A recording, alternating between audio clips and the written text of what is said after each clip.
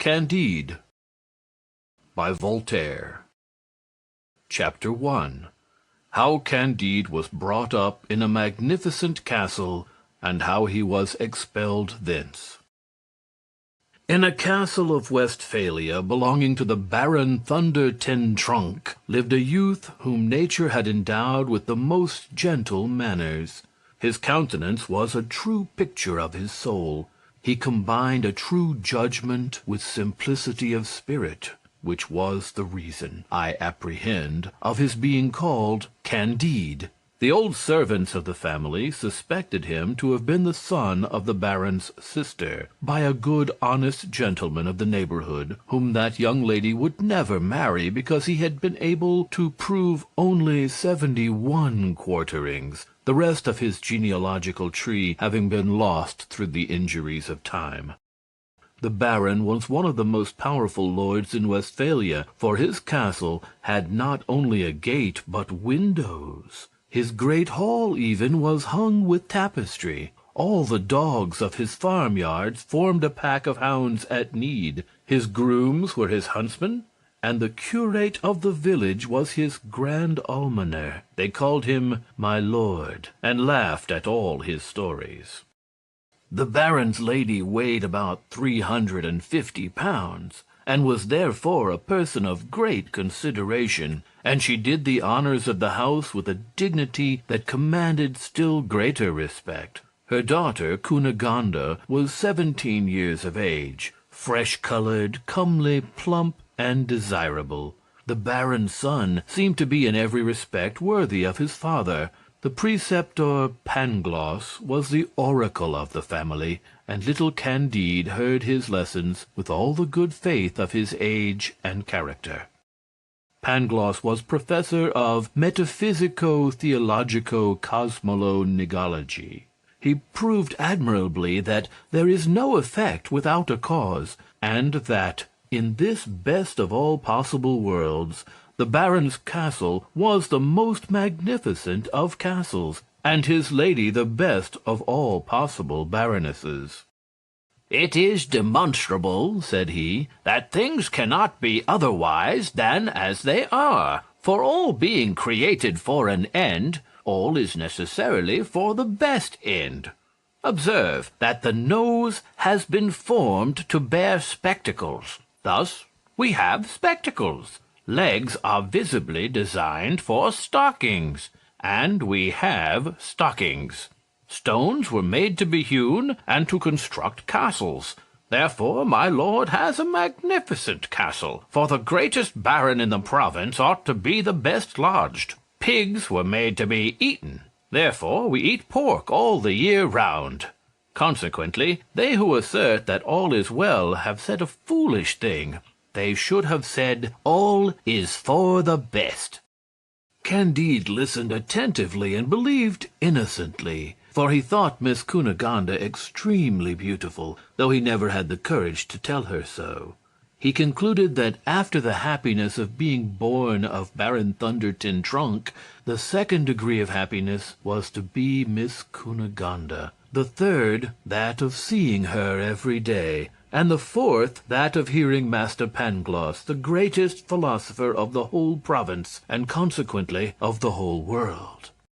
One day Cunegonde, while walking near the castle in a little wood which they called a park, saw between the bushes Dr. Pangloss giving a lesson in experimental natural philosophy to her mother's chambermaid, a little brown wench, very pretty and very docile. As Miss Cunegonde had a great disposition for the sciences, she breathlessly observed the repeated experiments of which she was a witness.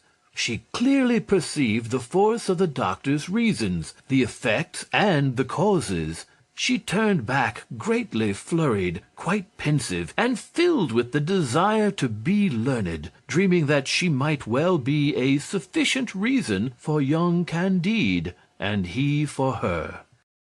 She met Candide on reaching the castle, and blushed. Candide blushed also. She wished him good morrow in a faltering tone, and Candide spoke to her without knowing what he said. The next day after dinner, as they went from table, Cunegonde and Candide found themselves behind a screen. Cunegonde let fall her handkerchief. Candide picked it up. She took him innocently by the hand. The youth as innocently kissed the young lady's hand with particular vivacity, sensibility, and grace. Their lips met, their eyes sparkled, their knees trembled, their hands strayed. Baron Thunder Tin Tronckh passed near the screen, and beholding this cause and effect, chased Candide from the castle with great kicks on the backside. Cunegonde fainted away. She was boxed on the ears by the Baroness as soon as she came to herself, and all was consternation in this most magnificent and most agreeable of all possible castles. Chapter 2. What became of Candide among the Bulgarians. Candide, driven from terrestrial paradise, walked a long while without knowing where, weeping, raising his eyes to heaven, turning them often towards the most magnificent of castles, which imprisoned the purest of noble young ladies. He lay down to sleep without supper, in the middle of a field between two furrows. The snow fell in large flakes. Next day Candide, all benumbed, dragged himself towards the neighboring town, which was called Waldberghof Trarbdigdorf. Having no money, dying of hunger and fatigue, he stopped sorrowfully at the door of an inn. Two men dressed in blue observed him. "Comrade," said one, "here is a well-built young fellow, and of proper height." They went up to Candide and very civilly invited him to dinner. "Gentlemen," replied Candide, with a most engaging modesty, "you do me great honor, but I have not wherewithal to pay my share." "Oh, sir," said one of the Blues to him, "people of your appearance and of your merit never pay anything. Are you not 5 feet 5 inches high?" "Yes, sir, that is my height," answered he, making a low bow. "Come, sir, seat yourself. Not only will we pay your reckoning, but we will never suffer such a man as you to want money. Men are only born to assist one another." "You are right," said Candide. "This is what I was always taught by Dr. Pangloss, and I see plainly that all is for the best." They begged of him to accept a few crowns. He took them, and wished to give them his note. They refused. They seated themselves at table. "Love you not deeply?" "Oh, yes," answered he, "I deeply love Miss Cunegonde." "No," said one of the gentlemen, "we ask you if you do not deeply love the king of the Bulgarians." "Not at all," said he, "for I have never seen him." "What? He is the best of kings, and we must drink his health." "Oh, very willingly, gentlemen," and he drank. "That is enough," they tell him. "Now you are the help, the support, the defender, the hero of the Bulgarians. Your fortune is made, and your glory is assured." Instantly they fettered him and carried him away to the regiment. There he was made to wheel about to the right and to the left, to draw his rammer, to return his rammer, to present, to fire, to march, and they gave him 30 blows with a cudgel. The next day he did his exercise a little less badly, and he received but 20 blows. The day following they gave him only 10, and he was regarded by his comrades as a prodigy. Candide, all stupefied, could not yet very well realize how he was a hero. He resolved one fine day in spring to go for a walk, marching straight before him, believing that it was a privilege of the human as well as of the animal species to make use of their legs as they pleased. He had advanced 2 leagues when he was overtaken by 4 others, heroes of 6 feet, who bound him and carried him to a dungeon. He was asked which he would like the best, to be whipped 36 times through all the regiment, or to receive at once 12 balls of lead in his brain. He vainly said that human will is free, and that he chose neither the one nor the other. He was forced to make a choice. He determined, in virtue of that gift of God called liberty, to run the gauntlet 36 times. He bore this twice. The regiment was composed of 2,000 men, that composed for him 4,000 strokes, which laid bare all his muscles and nerves, from the nape of his neck quite down to his rump. As they were going to proceed to a third whipping, Candide, able to bear no more, begged as a favor that they would be so good as to shoot him. He obtained this favor. They bandaged his eyes and bade him kneel down. The king of the Bulgarians passed at this moment, and ascertained the nature of the crime. As he had great talent, he understood from all that he learnt of Candide that he was a young metaphysician, extremely ignorant of the things of this world, and he accorded him his pardon with a clemency which will bring him praise in all the journals, and throughout all ages. An able surgeon cured Candide in 3 weeks by means of emollients taught by Dioscorides. He had already a little skin, and was able to march when the king of the Bulgarians gave battle to the king of the Abares. Chapter 3. How Candide made his escape from the Bulgarians, and what afterwards became of him. There was never anything so gallant, so spruce, so brilliant, and so well disposed as the two armies. Trumpets, fifes, hautboys, drums, and cannon made music such as hell itself had never heard. The cannons, first of all, laid flat about 6,000 men on each side. The muskets swept away from this best of worlds 9,000 or 10,000 ruffians who infested its surface. The bayonet was also a sufficient reason for the death of several thousands.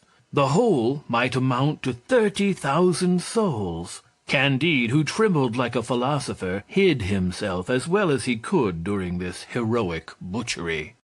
At length, while the two kings were causing Te Deum to be sung each in his own camp, Candide resolved to go and reason elsewhere on effects and causes. He passed over heaps of dead and dying, and first reached a neighboring village. It was in cinders. It was an Abare village, which the Bulgarians had burnt according to the laws of war. Here old men covered with wounds beheld their wives hugging their children to their bloody breasts, massacred before their faces. There their daughters, disemboweled and breathing their last after having satisfied the natural wants of Bulgarian heroes, while others, half burnt in the flames, begged to be dispatched. The earth was strewn with brains, arms, and legs. Candide fled quickly to another village. It belonged to the Bulgarians, and the Abarian heroes had treated it in the same way. Candide, walking always over palpitating limbs or across ruins, arrived at last beyond the seat of war, with a few provisions in his knapsack, and Miss Cunegonde always in his heart. His provisions failed him when he arrived in Holland, but having heard that everybody was rich in that country, and that they were Christians, he did not doubt but he should meet with the same treatment from them as he had met with in the baron's castle, before Miss Cunegonde's bright eyes were the cause of his expulsion thence. He asked alms of several grave-looking people, who all answered him that if he continued to follow this trade, they would confine him to the house of correction, where he should be taught to get a living. The next he addressed was a man who had been haranguing a large assembly for a whole hour on the subject of charity. But the orator, looking askew, said, "What are you doing here? Are you for the good cause?" "There can be no effect without a cause," modestly answered Candide. "The whole is necessarily concatenated and arranged for the best. It was necessary for me to have been banished from the presence of Miss Cunegonde, to have afterwards run the gauntlet, and now it is necessary I should beg my bread until I learn to earn it. All this cannot be otherwise." "My friend," said the orator to him, "do you believe the Pope to be the Antichrist?" I have not heard it, answered Candide, but whether he be or whether he be not, I want bread. Thou dost not deserve to eat, said the other. Begone, rogue, begone, wretch. Do not come near me again. The orator's wife, putting her head out of the window and spying a man that doubted whether the Pope was the Antichrist, poured over him a full— oh, heavens, to what excess does religious zeal carry the ladies! A man who had never been christened, a good Anabaptist named James, beheld the cruel and ignominious treatment shown to one of his brethren, an unfeathered biped with a rational soul. He took him home, cleaned him, gave him bread and beer, presented him with 2 florins, and even wished to teach him the manufacture of Persian stuffs which they make in Holland. Candide, almost prostrating himself before him, cried, Master Pangloss has well said that all is for the best in this world, for I am infinitely more touched by your extreme generosity than with the inhumanity of that gentleman in the black coat and his lady. The next day, as he took a walk, he met a beggar all covered with scabs, his eyes diseased, the end of his nose eaten away, his mouth distorted, his teeth black, choking in his throat, tormented with a violent cough, and spitting out a tooth at each effort. Chapter 4.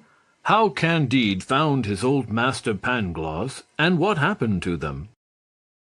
Candide, yet more moved with compassion than with horror, gave to this shocking beggar the 2 florins which he had received from the honest Anabaptist James. The spectre looked at him very earnestly, dropped a few tears, and fell upon his neck. Candide recoiled in disgust. Alas, said one wretch to the other, do you no longer know your dear Pangloss? What do I hear? You, my dear master? You in this terrible plight? What misfortune has happened to you? Why are you no longer in the most magnificent of castles? What has become of Miss Cunegonde, the pearl of girls and nature's masterpiece? I am so weak that I cannot stand, said Pangloss. Upon which Candide carried him to the Anabaptist's stable, and gave him a crust of bread. As soon as Pangloss had refreshed himself a little— Well, said Candide, Cunegonde? She is dead, replied the other. Candide fainted at this word. His friend recalled his senses with a little bad vinegar, which he found by chance in the stable. Candide reopened his eyes. Cunegonde is dead. Ah, best of worlds, where art thou? But of what illness did she die? Was it not for grief upon seeing her father kick me out of his magnificent castle? No, said Pangloss. She was ripped open by the Bulgarian soldiers. After having been violated by many, they broke the Baron's head for attempting to defend her. My lady, her mother, was cut in pieces. My poor pupil was served just in the same manner as his sister. But as for the castle, they have not left one stone upon another, not a barn, not a sheep, nor a duck, nor a tree. But we have had our revenge, for the Abares have done the very same thing to a neighboring barony which belonged to a Bulgarian lord. At this discourse Candide fainted again, but coming to himself, and having said all that it became him to say, inquired into the cause and effect, as well as into the sufficient reason that had reduced Pangloss to so miserable a plight. Alas, said the other, it was love. Love, the comfort of the human species, the preserver of the universe, the soul of all sensible things. Love, tender love. Alas, said Candide, I know this love, that sovereign of hearts, that soul of our souls, yet it never cost me more than a kiss and 20 kicks on the backside. How could this beautiful cause produce in you an effect so abominable? Pangloss made answer in these terms. "Oh, my dear Candide, you remember Paquette, that pretty wench who waited on our noble Baroness? In her arms I tasted the delights of paradise, which produced in me those hell torments with which you see me devoured. She was infected with them. She is perhaps dead of them. This present Paquette received of a learned grey friar, who had traced it to its source. He had had it of an old countess, who had received it from a cavalry captain, who owed it to a marchioness, who took it from a page, who had received it from a Jesuit, who, when a novice, had it in a direct line from one of the companions of Christopher Columbus. For my part, I shall give it to nobody. I am dying." "Oh, Pangloss," cried Candide, "what a strange genealogy! Is not the devil the original stock of it?" "Not at all," replied this great man. "It was a thing unavoidable, a necessary ingredient in the best of worlds. For if Columbus had not in an island of America caught this disease, which contaminates the source of life, frequently even hinders generation, and which is evidently opposed to the great end of nature, we should have neither chocolate nor cochineal. We are to observe that upon our continent this distemper is like religious controversy, confined to a particular spot. The Turks, the Indians, the Persians, the Chinese, the Siamese, the Japanese know nothing of it. But there is a sufficient reason for believing that they will know it in their turn in a few centuries. In the meantime, it has made marvelous progress among us, especially in those great armies composed of honest, well-disciplined hirelings who decide the destiny of states. For we may safely affirm that when an army of 30,000 men fights another of an equal number, there are about 20,000 of them poxed on each side." "Well, this is wonderful," said Candide, "but you must get cured." "Alas, how can I?" said Pangloss. "I have not a farthing, my friend, and all over the globe there is no letting of blood or taking a glister without paying, or somebody paying for you." These last words determined Candide. He went and flung himself at the feet of the charitable Anabaptist James, and gave him so touching a picture of the state to which his friend was reduced that the good man did not scruple to take Dr. Pangloss into his house, and had him cured at his expense. In the cure Pangloss lost only an eye and an ear. He wrote well and knew arithmetic perfectly. The Anabaptist James made him his bookkeeper. At the end of 2 months, being obliged to go to Lisbon about some mercantile affairs, he took the two philosophers with him in his ship. Pangloss explained to him how everything was so constituted that it could not be better. James was not of this opinion.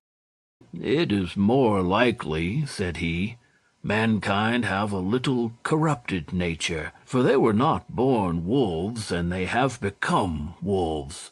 God has given them neither cannon of 24-pounders nor bayonets, and yet they have made cannon and bayonets to destroy one another. Into this account I might throw not only bankrupts, but justice, which seizes on the effects of bankrupts to cheat the creditors." "All this was indispensable," replied the one-eyed doctor, "for private misfortunes make the general good, so that the more private misfortunes there are, the greater is the general good." While he reasoned, the sky darkened, the winds blew from the 4 quarters, and the ship was assailed by a most terrible tempest within sight of the port of Lisbon. Chapter 5. Tempest, Shipwreck, Earthquake, and What Became of Dr. Pangloss, Candide, and James the Anabaptist. Half dead of that inconceivable anguish which the rolling of a ship produces, one half of the passengers were not even sensible of the danger. The other half shrieked and prayed. The sheets were rent, the masts broken, the vessel gaped.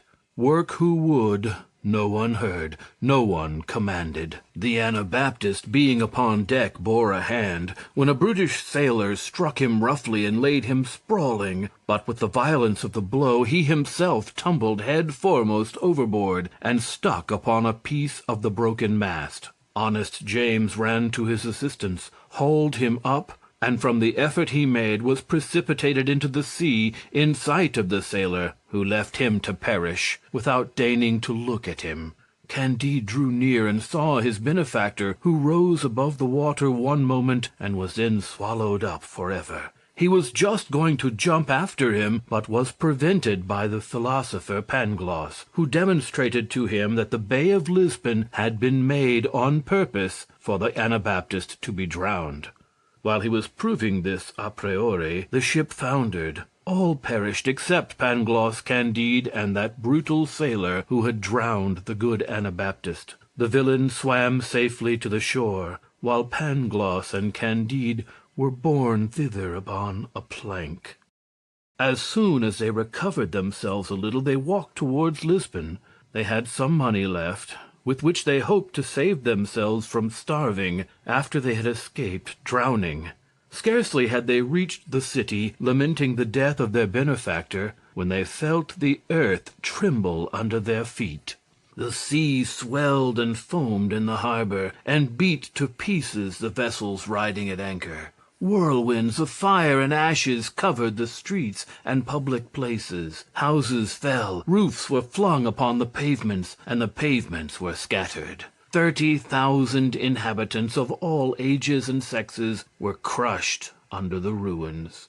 The sailor, whistling and swearing, said there was booty to be gained here.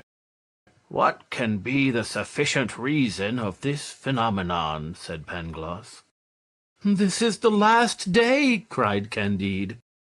The sailor ran among the ruins, facing death to find money. Finding it, he took it, got drunk, and having slept himself sober, purchased the favors of the first good-natured wench whom he met on the ruins of the destroyed houses, and in the midst of the dying and the dead. Pangloss pulled him by the sleeve. "My friend," he said, "this is not right. You sin against the universal reason. You choose your time badly." "Blood and fury," answered the other. "I am a sailor and born in Batavia. 4 times have I trampled upon the crucifix in 4 voyages to Japan. A fig for thy universal reason." Some falling stones had wounded Candide. He lay stretched in the street, covered with rubbish. "Alas," he said to Pangloss, "get me a little wine and oil. I am dying." "This concussion of the earth is no new thing," answered Pangloss. "The city of Lima, in America, experienced the same convulsions last year. The same cause, the same effects. There is certainly a train of sulphur underground from Lima to Lisbon." "Nothing more probable," said Candide. "But for the love of God, a little oil and wine." "How probable?" replied the philosopher. "I maintain that the point is capable of being demonstrated." Candide fainted away, and Pangloss fetched him some water from a neighboring fountain. The following day they rummaged among the ruins and found provisions with which they repaired their exhausted strength. After this they joined with others in relieving those inhabitants who had escaped death. Some, whom they had succored, gave them as good a dinner as they could in such disastrous circumstances. True, the repast was mournful, and the company moistened their bread with tears. But Pangloss consoled them, assuring them that things could not be otherwise. "For," he said, "all that is for the best. If there is a volcano at Lisbon, it cannot be elsewhere. It is impossible that things should be other than they are, for everything is right." A little man dressed in black, familiar of the Inquisition, who sat by him, politely took up his word and said, "Apparently, then, sir, you do not believe in original sin. For if all is for the best, there has been neither fall nor punishment." "I humbly ask your Excellency's pardon," answered Pangloss, still more politely, "for the fall and curse of man necessarily entered into the system of the best of worlds." "Sir," said the familiar, "you do not then believe in liberty?" "Your Excellency will excuse me," said Pangloss. "Liberty is consistent with absolute necessity, for it was necessary we should be free. For, in short, the determinate will—" Pangloss was in the middle of his sentence when the familiar beckoned to his footman, who gave him a glass of wine from Porto or Oporto. Chapter 6. How the Portuguese made a beautiful auto-da-fe to prevent any further earthquakes, and how Candide was publicly whipped. After the earthquake had destroyed 3/4 of Lisbon, the sages of that country could think of no means more effectual to prevent utter ruin than to give the people a beautiful auto-da-fe, for it had been decided by the University of Coimbra that the burning of a few people alive by a slow fire, and with great ceremony, is an infallible secret to hinder the earth from quaking. In consequence hereof, they had seized on a Biscayner convicted of having married his godmother, and on 2 Portuguese for rejecting the bacon which larded a chicken they were eating. After dinner they came and secured Dr. Pangloss and his disciple Candide, the one for speaking his mind, the other for having listened with an air of approbation. They were conducted to separate apartments, extremely cold, as they were never incommoded by the sun. 8 days after, they were dressed in sanbenitos, and their heads ornamented with paper mitres. The mitre and sanbenito belonging to Candide were painted with reversed flames, and with devils that had neither tails nor claws. But Pangloss's devils had claws and tails, and the flames were upright. They marched in procession thus habited, and heard a very pathetic sermon, followed by fine church music. Candide was whipped in cadence while they were singing. The Biscayner and the 2 men who had refused to eat bacon were burnt, and Pangloss was hanged, though that was not the custom. The same day the earth sustained a most violent concussion. Candide, terrified, amazed, desperate, all bloody, all palpitating, said to himself, "If this is the best of possible worlds, what then are the others? Well, if I had been only whipped, I could put up with it, for I experienced that among the Bulgarians. But, oh, my dear Pangloss, thou greatest of philosophers, that I should have seen you hanged, without knowing for what! Oh, my dear Anabaptist, thou best of men, that thou shouldst have been drowned in the very harbor! Oh, Miss Cunegonde, thou pearl of girls, that thou shouldst have had thy belly ripped open!" Thus he was musing, scarce able to stand, preached at, whipped, absolved, and blessed, when an old woman accosted him, saying, "My son, take courage and follow me." Chapter 7. How the old woman took care of Candide, and how he found the object he loved. Candide did not take courage, but followed the old woman to a decayed house, where she gave him a pot of pomatum to anoint his sores, showed him a very neat little bed, with a suit of clothes hanging up, and left him something to eat and drink. "Eat, drink, sleep," said she, "and may Our Lady of Atocha, the great Saint Anthony of Padua, and the great Saint James of Compostela receive you under their protection. I shall be back tomorrow."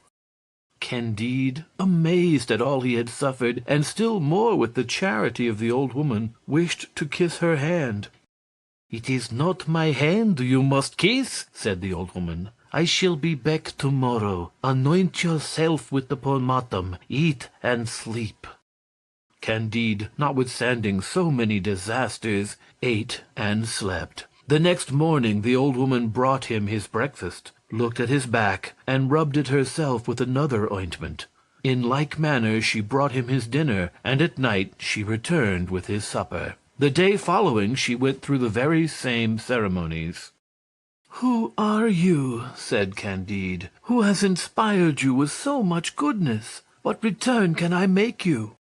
The good woman made no answer. She returned in the evening, but brought no supper. "Come with me," she said, "and say nothing." She took him by the arm and walked with him about a quarter of a mile into the country. They arrived at a lonely house, surrounded with gardens and canals. The old woman knocked at a little door. It opened. She led Candide up a private staircase into a small apartment, richly furnished. She left him on a brocaded sofa, shut the door, and went away. Candide thought himself in a dream, indeed, that he had been dreaming unluckily all his life, and that the present moment was the only agreeable part of it all. The old woman returned very soon, supporting with difficulty a trembling woman of a majestic figure, brilliant with jewels, and covered with a veil. "Take off that veil," said the old woman to Candide. The young man approaches. He raises the veil with a timid hand. Oh, what a moment! What surprise! He believes he beholds Miss Cunegonde. He really sees her. It is herself. His strength fails him. He cannot utter a word, but drops at her feet. Cunegonde falls upon the sofa. The old woman supplies a smelling bottle. They come to themselves and recover their speech. As they began with broken accents, with questions and answers interchangeably interrupted with sighs, with tears and cries. The old woman desired they would make less noise, and then she left them to themselves. "What, is it you?" said Candide. "You live? I find you again in Portugal? Then you have not been ravished? Then they did not rip open your belly, as Dr. Pangloss informed me?" "Yes, they did," said the beautiful Cunegonde, "but those two accidents are not always mortal." "But were your father and mother killed?" "It is but true," answered Cunegonde in tears. "And your brother?" "My brother was also killed." "And why are you in Portugal? And how did you know of my being here? And by what strange adventure did you contrive to bring me to this house?" "I will tell you all that," replied the lady. "But first of all let me know your history, since the innocent kiss you gave me and the kicks which you received." Candide respectfully obeyed her, and though he was still in a surprise, though his voice was feeble and trembling, though his back still pained him, yet he gave her a most ingenuous account of everything that had befallen him since the moment of their separation. Cunegonde lifted up her eyes to heaven, shed tears upon hearing of the death of the good Anabaptist and of Pangloss, after which she spoke as follows to Candide, who did not lose a word, and devoured her with his eyes. Chapter 8.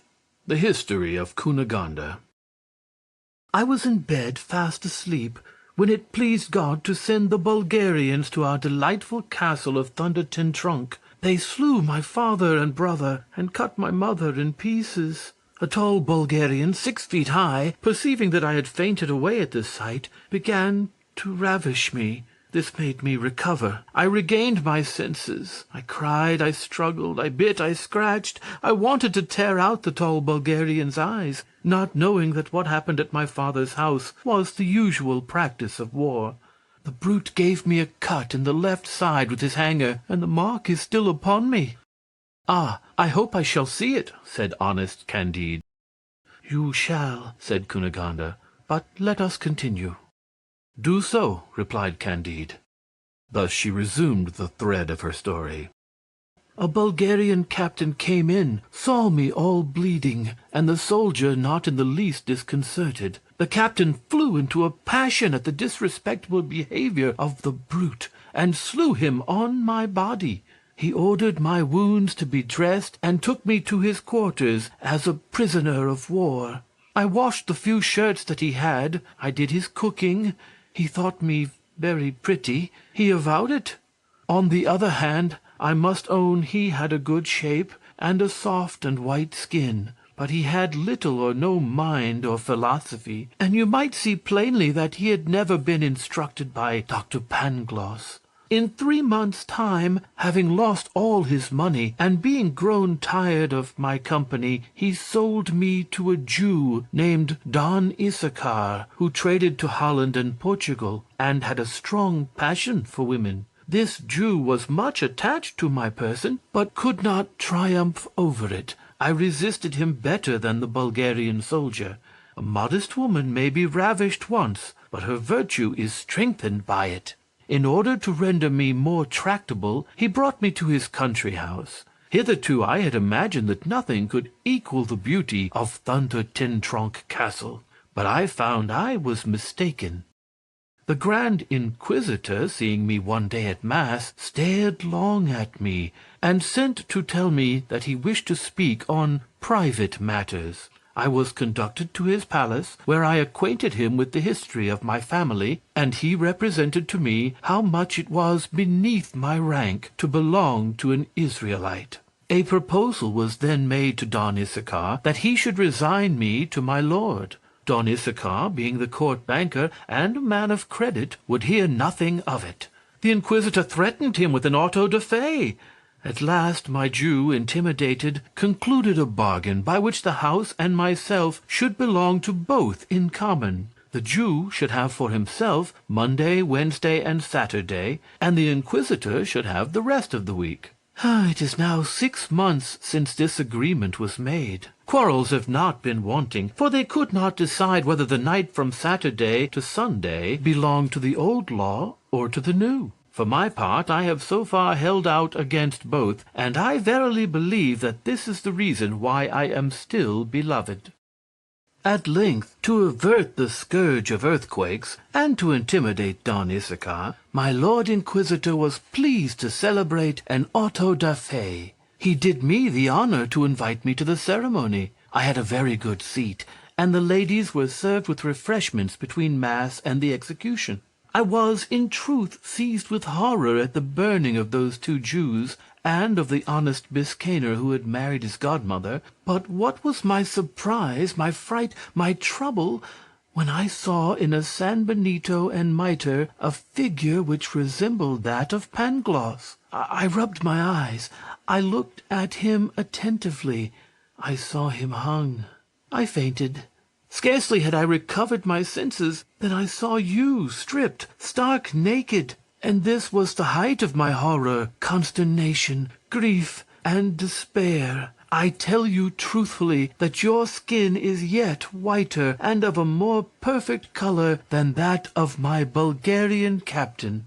This spectacle redoubled all the feelings which overwhelmed and devoured me. I screamed out, and would have said, "Stop, barbarians!" but my voice failed me, and my cries would have been useless after you had been severely whipped.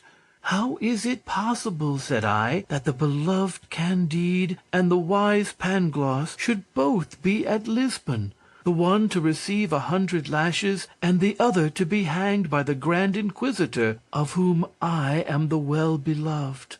Pangloss most cruelly deceived me when he said that everything in the world is for the best." Agitated, lost, sometimes beside myself, and sometimes ready to die of weakness, my mind was filled with the massacre of my father, mother, and brother, with the insolence of the ugly Bulgarian soldier, with the stab that he gave me, with my servitude under the Bulgarian captain, with my hideous Don Issachar, with my abominable Inquisitor, with the execution of Dr. Pangloss, with the grand miserere to which they whipped you, and especially with the kiss I gave you behind the screen the day that I had last seen you. I praised God for bringing you back to me after so many trials, and I charged my old woman to take care of you, and to conduct you hither as soon as possible. She has executed her commission perfectly well. I have tasted the inexpressible pleasure of seeing you again, of hearing you, of speaking with you. "Oh, but you must be hungry. For myself, I am famished. Let us have supper." They both sat down to table, and when supper was over, they placed themselves once more on the sofa, where they were when Signor Don Issachar arrived. It was the Jewish Sabbath, and Issachar had come to enjoy his rights and to explain his tender love. Chapter 9. What became of Cunegonde, Candide, the Grand Inquisitor, and the Jew. This Issachar was the most choleric Hebrew that had ever been seen in Israel since the captivity in Babylon. "What," said he, "thou bitch of a Galilean, was not the Inquisitor enough for thee? Must this rascal also share with me?" In saying this he drew a long poniard, which he always carried about him, and, not imagining that his adversary had any arms, he threw himself upon Candide. But our honest Westphalian had received a handsome sword from the old woman, along with the suit of clothes. He drew his rapier, despite his gentleness, and laid the Israelite stone dead upon the cushions at Cunegonde's feet. "Holy Virgin!" cried she, "what will become of us? A man killed in my apartment? If the officers of justice come, we are lost." "Had not Pangloss been hanged," said Candide, "he would have given us good counsel in this emergency, for he was a profound philosopher. Failing him, let us consult the old woman."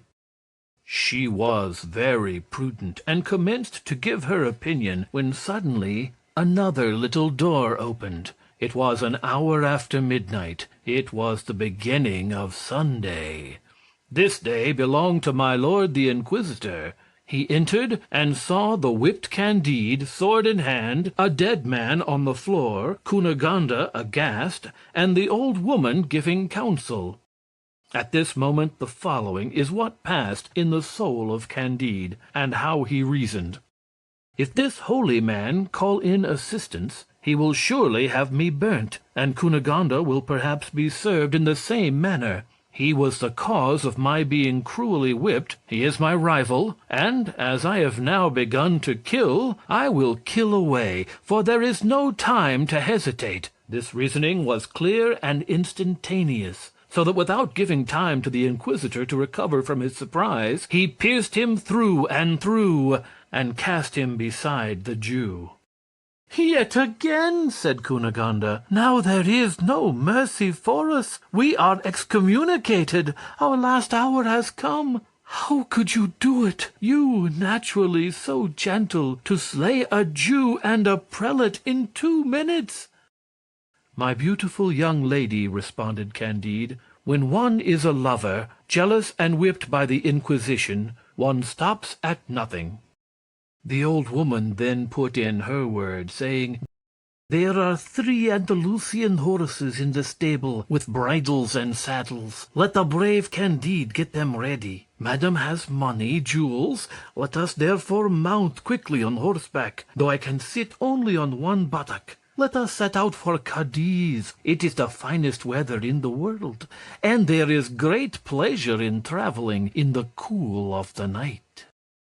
Immediately Candide saddled the 3 horses, and Cunegonde, the old woman, and he traveled 30 miles at a stretch. While they were journeying, the Holy Brotherhood entered the house. My lord the Inquisitor was interred in a handsome church, and Issachar's body was thrown upon a dunghill.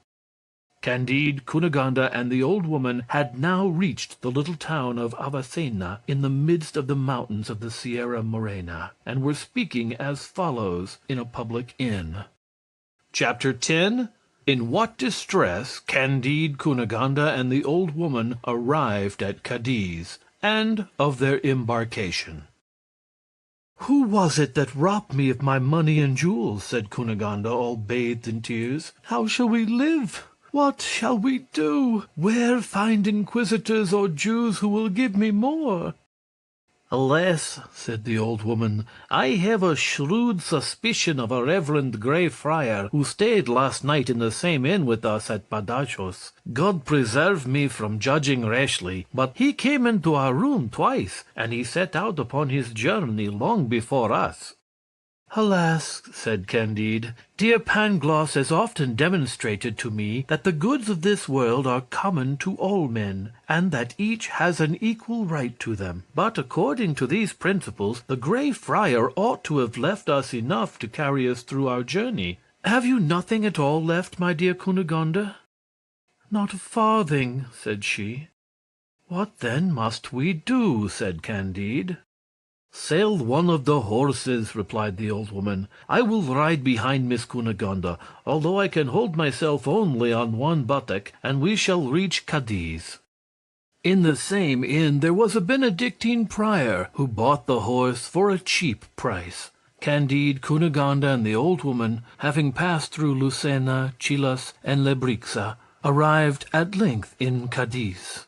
A fleet was there getting ready, and troops assembling to bring to reason the reverend Jesuit fathers of Paraguay, accused of having made one of the native tribes in the neighborhood of San Sacrament revolt against the kings of Spain and Portugal. Candide, having been in the Bulgarian service, performed the military exercise before the general of this little army with so graceful an address, with so intrepid an air, and with such agility and expedition, that he was given the command of a company of foot. Now he was a captain.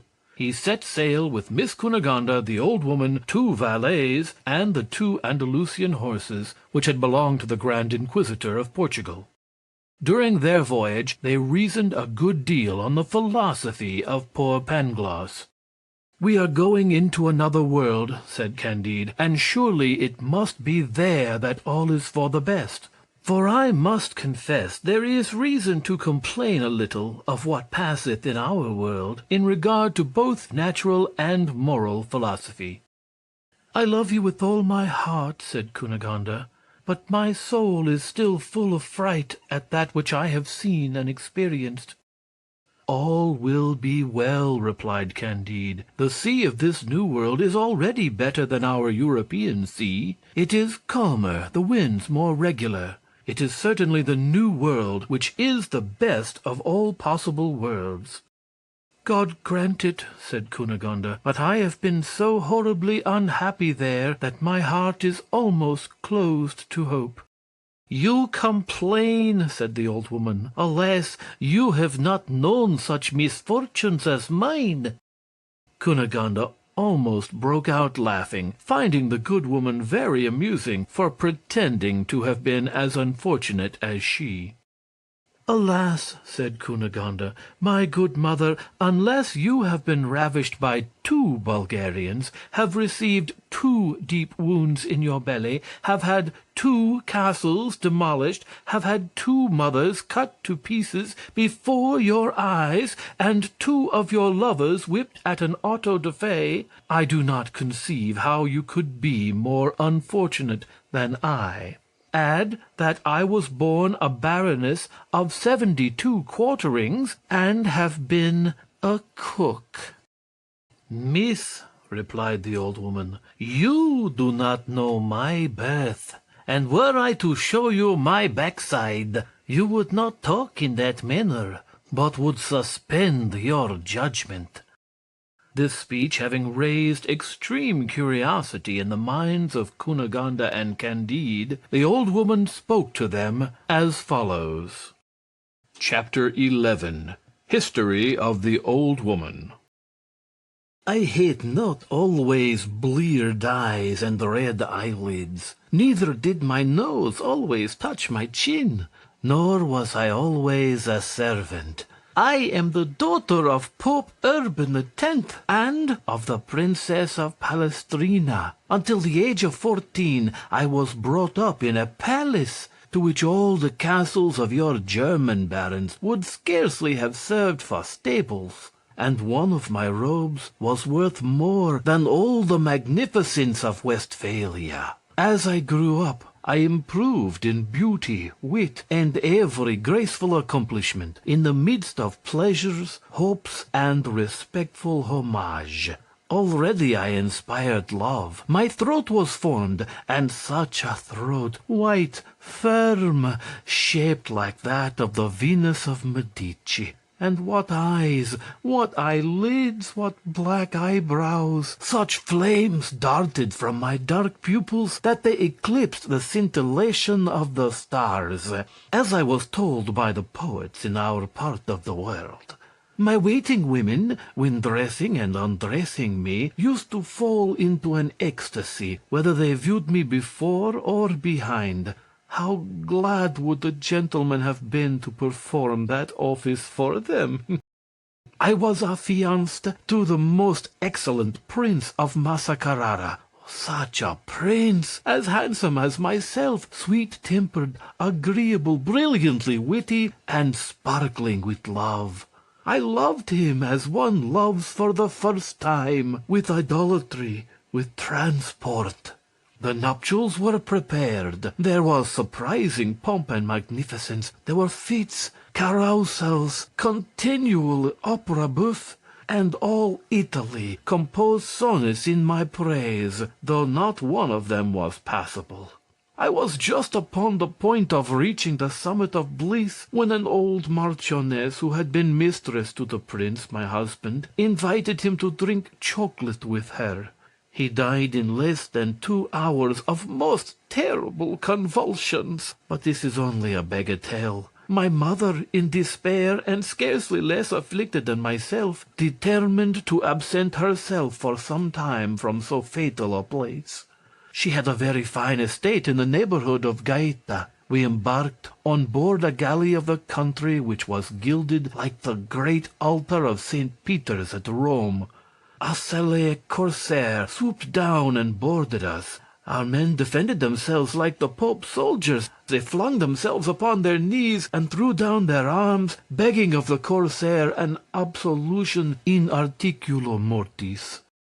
Instantly they were stripped as bare as monkeys. My mother, our maids of honour, and myself were all served in the same manner. It is amazing with what expedition those gentry undress people. But what surprised me most was that they thrust their fingers into the part of our bodies which the generality of women suffer no other instrument but pipes to enter. It appeared to me a very strange kind of ceremony, but thus one judges of things when one has not seen the world. I afterwards learned that it was to try whether we had concealed any diamonds. This is the practice established from time immemorial among civilized nations that scour the seas. I was informed that the very religious knights of Malta never fail to make this search when they take any Turkish prisoners of either sex. It is a law of nations, from which they never deviate.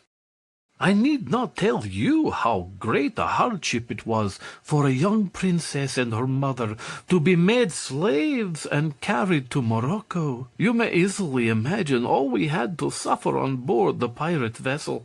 My mother was still very handsome. Our maids of honour and even our waiting women had more charms than are to be found in all Africa.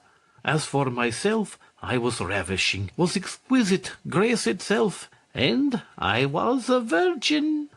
I did not remain so long. This flower, which had been reserved for the handsome Prince of Massa Carrara, was plucked by the corsair captain. He was an abominable negro, and yet believed that he did me a great deal of honour. Certainly the Princess of Palestrina and myself must have been very strong to go through all that we experienced until our arrival in Morocco. But let us pass on. These are such common things as not to be worth mentioning. Morocco swam in blood when we arrived. 50 sons of the Emperor Muley Ismail had each their adherents. This produced 50 civil wars, of blacks against blacks, and blacks against Tonys, and Tonys against Tonys, and mulattoes against mulattoes. In short, it was a continual carnage throughout the empire. No sooner were we landed than the blacks of a contrary faction to that of my captain attempted to rob him of his booty. Next to jewels and gold, we were the most valuable things he had. I was witness to such a battle as you have never seen in your European climates. The northern nations have not that heat in their blood, nor that raging lust for women so common in Africa. It seems that you Europeans have only milk in your veins, but it is vitriol, it is fire which runs in those of the inhabitants of Mount Atlas and the neighboring countries. They fought with the fury of the lions, tigers, and serpents of the country to see who should have us. A Moor seized my mother by the right arm, while my captain's lieutenant held her by the left. A Moorish soldier had hold of her by one leg, and one of our corsairs held her by the other. Thus almost all our women were drawn in quarters by 4 men. My captain concealed me behind him, and with his drawn scimitar cut and slashed every one that opposed his fury. At length I saw all our Italian women, and my mother herself, torn, mangled, massacred by the monsters who disputed over them. The slaves, my companions, those who had taken them, soldiers, sailors, blacks, whites, mulattoes, and at last my captain, all were killed, and I remained dying on a heap of dead. Such scenes as this were transacted through an extent of 300 leagues, and yet they never missed the 5 prayers a day ordained by Mohammed. With difficulty I disengaged myself from such a heap of slaughtered bodies, and crawled to a large orange tree on the bank of a neighboring rivulet, where I fell, oppressed with fright, fatigue, horror, despair, and hunger. Immediately after, my senses, overpowered, gave themselves up to sleep, which was yet more swooning than repose. I was in this state of weakness and insensibility, between life and death, when I felt myself pressed by something that moved upon my body. I opened my eyes, and saw a white man of good countenance, who sighed, and who said between his teeth, "Oce sicura de essere senza coglioni." Chapter 12. The Adventures of the Old Woman continued. Astonished and delighted to hear my native language, and no less surprised at what this man said, I made answer that there were much greater misfortunes than that of which he complained. I told him in a few words of the horrors which I had endured, and fainted a second time. He carried me to a neighboring house, put me to bed, gave me food, waited on me, consoled me, flattered me. He told me that he had never seen anyone so beautiful as I, and that he never so much regretted the loss of what it was impossible to recover. "I was born at Naples," said he. "There they gild 2,000 or 3,000 children every year. Some die of the operation, others acquire a voice more beautiful than that of women, and others are raised to offices of state. This operation was performed on me with great success, and I was chapel musician to Madam, the Princess of Palestrina." "To my mother?" cried I. "Your mother?" cried he, weeping. "What? Can you be that young princess whom I brought up until the age of 6 years, and who promised so early to be as beautiful as you?" "It is I indeed, but my mother lies 400 yards hence, torn in quarters under a heap of dead bodies." I told him all my adventures, and he made me acquainted with his, telling me that he had been sent to the Emperor of Morocco by a Christian power to conclude a treaty with that prince, in consequence of which he was to be furnished with military stores and ships to help to demolish the commerce of other Christian governments. "My mission is done," said the honest eunuch. "I go to embark for Ceuta, and I will take you to Italy. Marche sicura de essere senza colpione." I thanked him with tears of commiseration, and instead of taking me to Italy, he conducted me to Algiers, where he sold me to the Dey. Scarcely was I sold, and the plague, which had made the tour of Africa, Asia, and Europe, broke out with great malignancy in Algiers. You have seen earthquakes, but pray, miss, have you ever seen the plague? Never, answered Cunegonde. If you had, said the old woman, you would acknowledge that it is far more terrible than an earthquake. It is common in Africa, and I caught it. Imagine to yourself the distressed situation of the daughter of a pope, only 15 years old, who in less than 3 months had felt the miseries of poverty and slavery, had been ravished almost every day, had beheld her mother drawn in quarters, had experienced famine and war, and was dying of the plague in Algiers.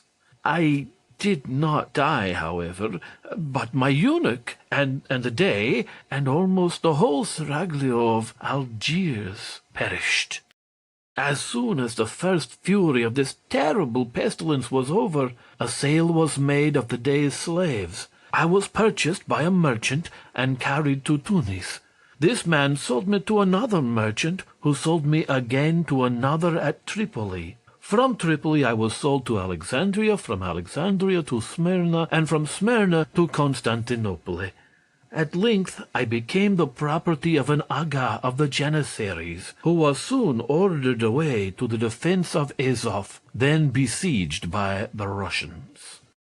The Aga, who was a very gallant man, took his whole seraglio with him, and lodged us in a small fort on the Palus Meotides, guarded by 2 black eunuchs and 20 soldiers. The Turks killed prodigious numbers of the Russians, but the latter had their revenge. Azov was destroyed by fire, the inhabitants put to the sword, neither sex nor age was spared, until there remained only our little fort, and the enemy wanted to starve us out. The 20 Janissaries had sworn they would never surrender. The extremities of famine to which they were reduced obliged them to eat our 2 eunuchs, for fear of violating their oath, and at the end of a few days they resolved also to devour the women. We had a very pious and humane imam, who preached an excellent sermon, exhorting them not to kill us all at once. "Only cut off a buttock of each of those ladies," said he, "and you'll fare extremely well. If you must go to it again, there will be the same entertainment a few days hence. Heaven will accept of so charitable an action, and send you relief." He had great eloquence. He persuaded them. We underwent this terrible operation. The Iman applied the same balsam to us as he does to children after circumcision, and we all nearly died.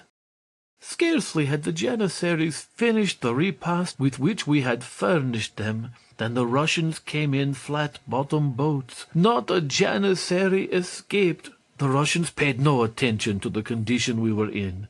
There are French surgeons in all parts of the world. One of them, who was very clever, took us under his care. He cured us, and as long as I live I shall remember that as soon as my wounds were healed, he made proposals to me. He bid us all be of good cheer, telling us that the like had happened in many sieges, and that it was according to the laws of war.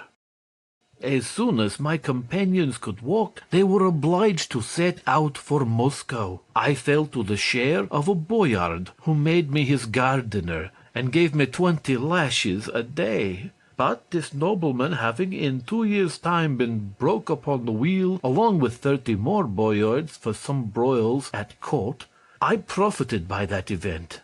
I fled. I traversed all Russia. It was a long time, an innholder's servant at Riga, the same at Rostock, at Wismar, at Leipzig, at Kassel, at Utrecht, at Leyden, at The Hague, at Rotterdam. I waxed old in misery and disgrace, having only 1/2 of my posteriors, and always remembering I was a pope's daughter. 100 times I was upon the point of killing myself, but still I loved life. This ridiculous foible is perhaps one of our most fatal characteristics, for is there anything more absurd than to wish to carry continually a burden which one can always throw down, to detest existence, and yet to cling to one's existence, in brief, to caress the serpent which devours us, till he has eaten our very heart. In the different countries which it has been my lot to traverse, and the numerous inns where I have been servant, I have taken notice of a vast number of people who held their own existence in abhorrence, and yet I never knew of more than 8 who voluntarily put an end to their misery, 3 Negroes, 4 Englishmen, and a German professor named Robeck. I ended by being servant to the Jew, Don Issachar, who placed me near your presence, my fair lady. I am determined to share your fate, and have been much more affected with your misfortunes than with my own.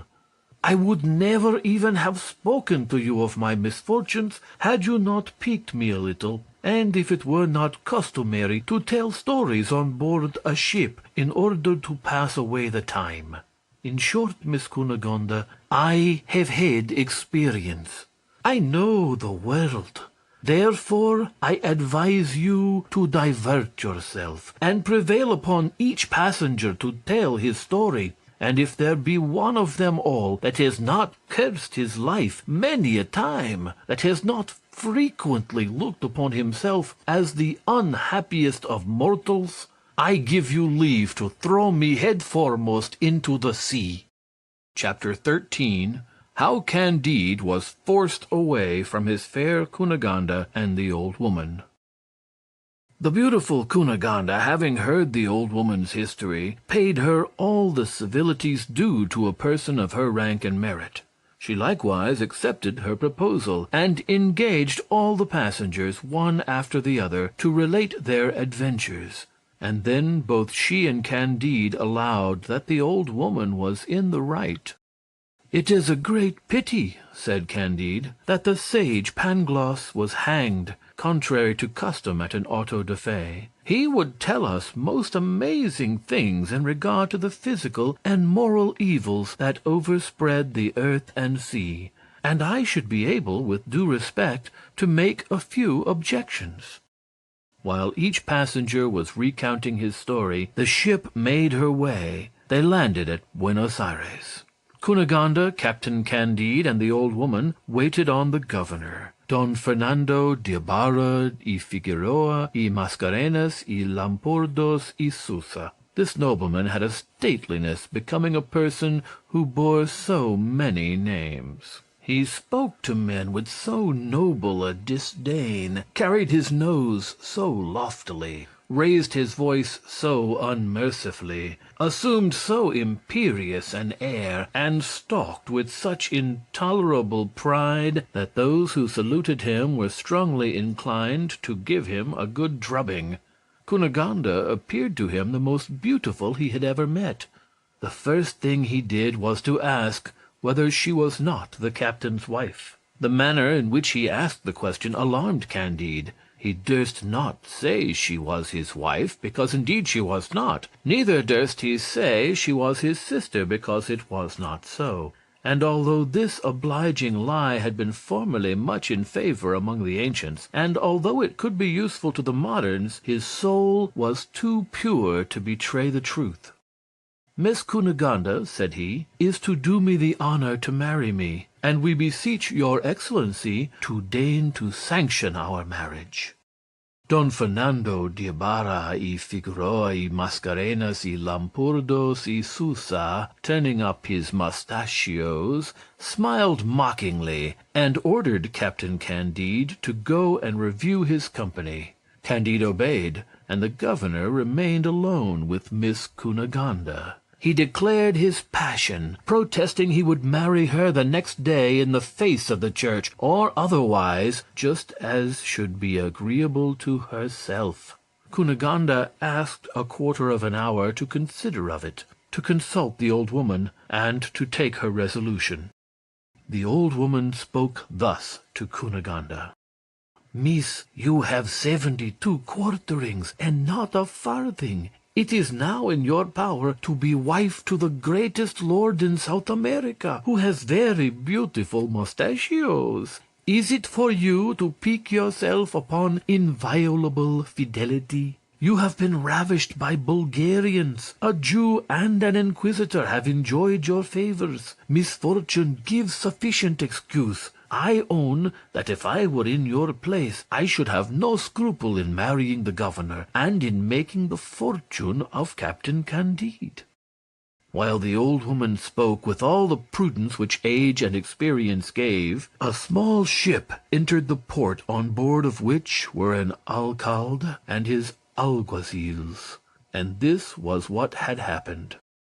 As the old woman had shrewdly guessed, it was a Grey Friar who stole Cunegonde's money and jewels in the town of Badajoz, when she and Candide were escaping. The friar wanted to sell some of the diamonds to a jeweler. The jeweler knew them to be the Grand Inquisitor's. The friar, before he was hanged, confessed he had stolen them. He described the persons and the route they had taken. The flight of Cunegonde and Candide was already known. They were traced to Cadiz. A vessel was immediately sent in pursuit of them. The vessel was already in the port of Buenos Aires. The report spread that the alcalde was going to land, and that he was in pursuit of the murderers of my lord the Grand Inquisitor. The prudent old woman saw at once what was to be done.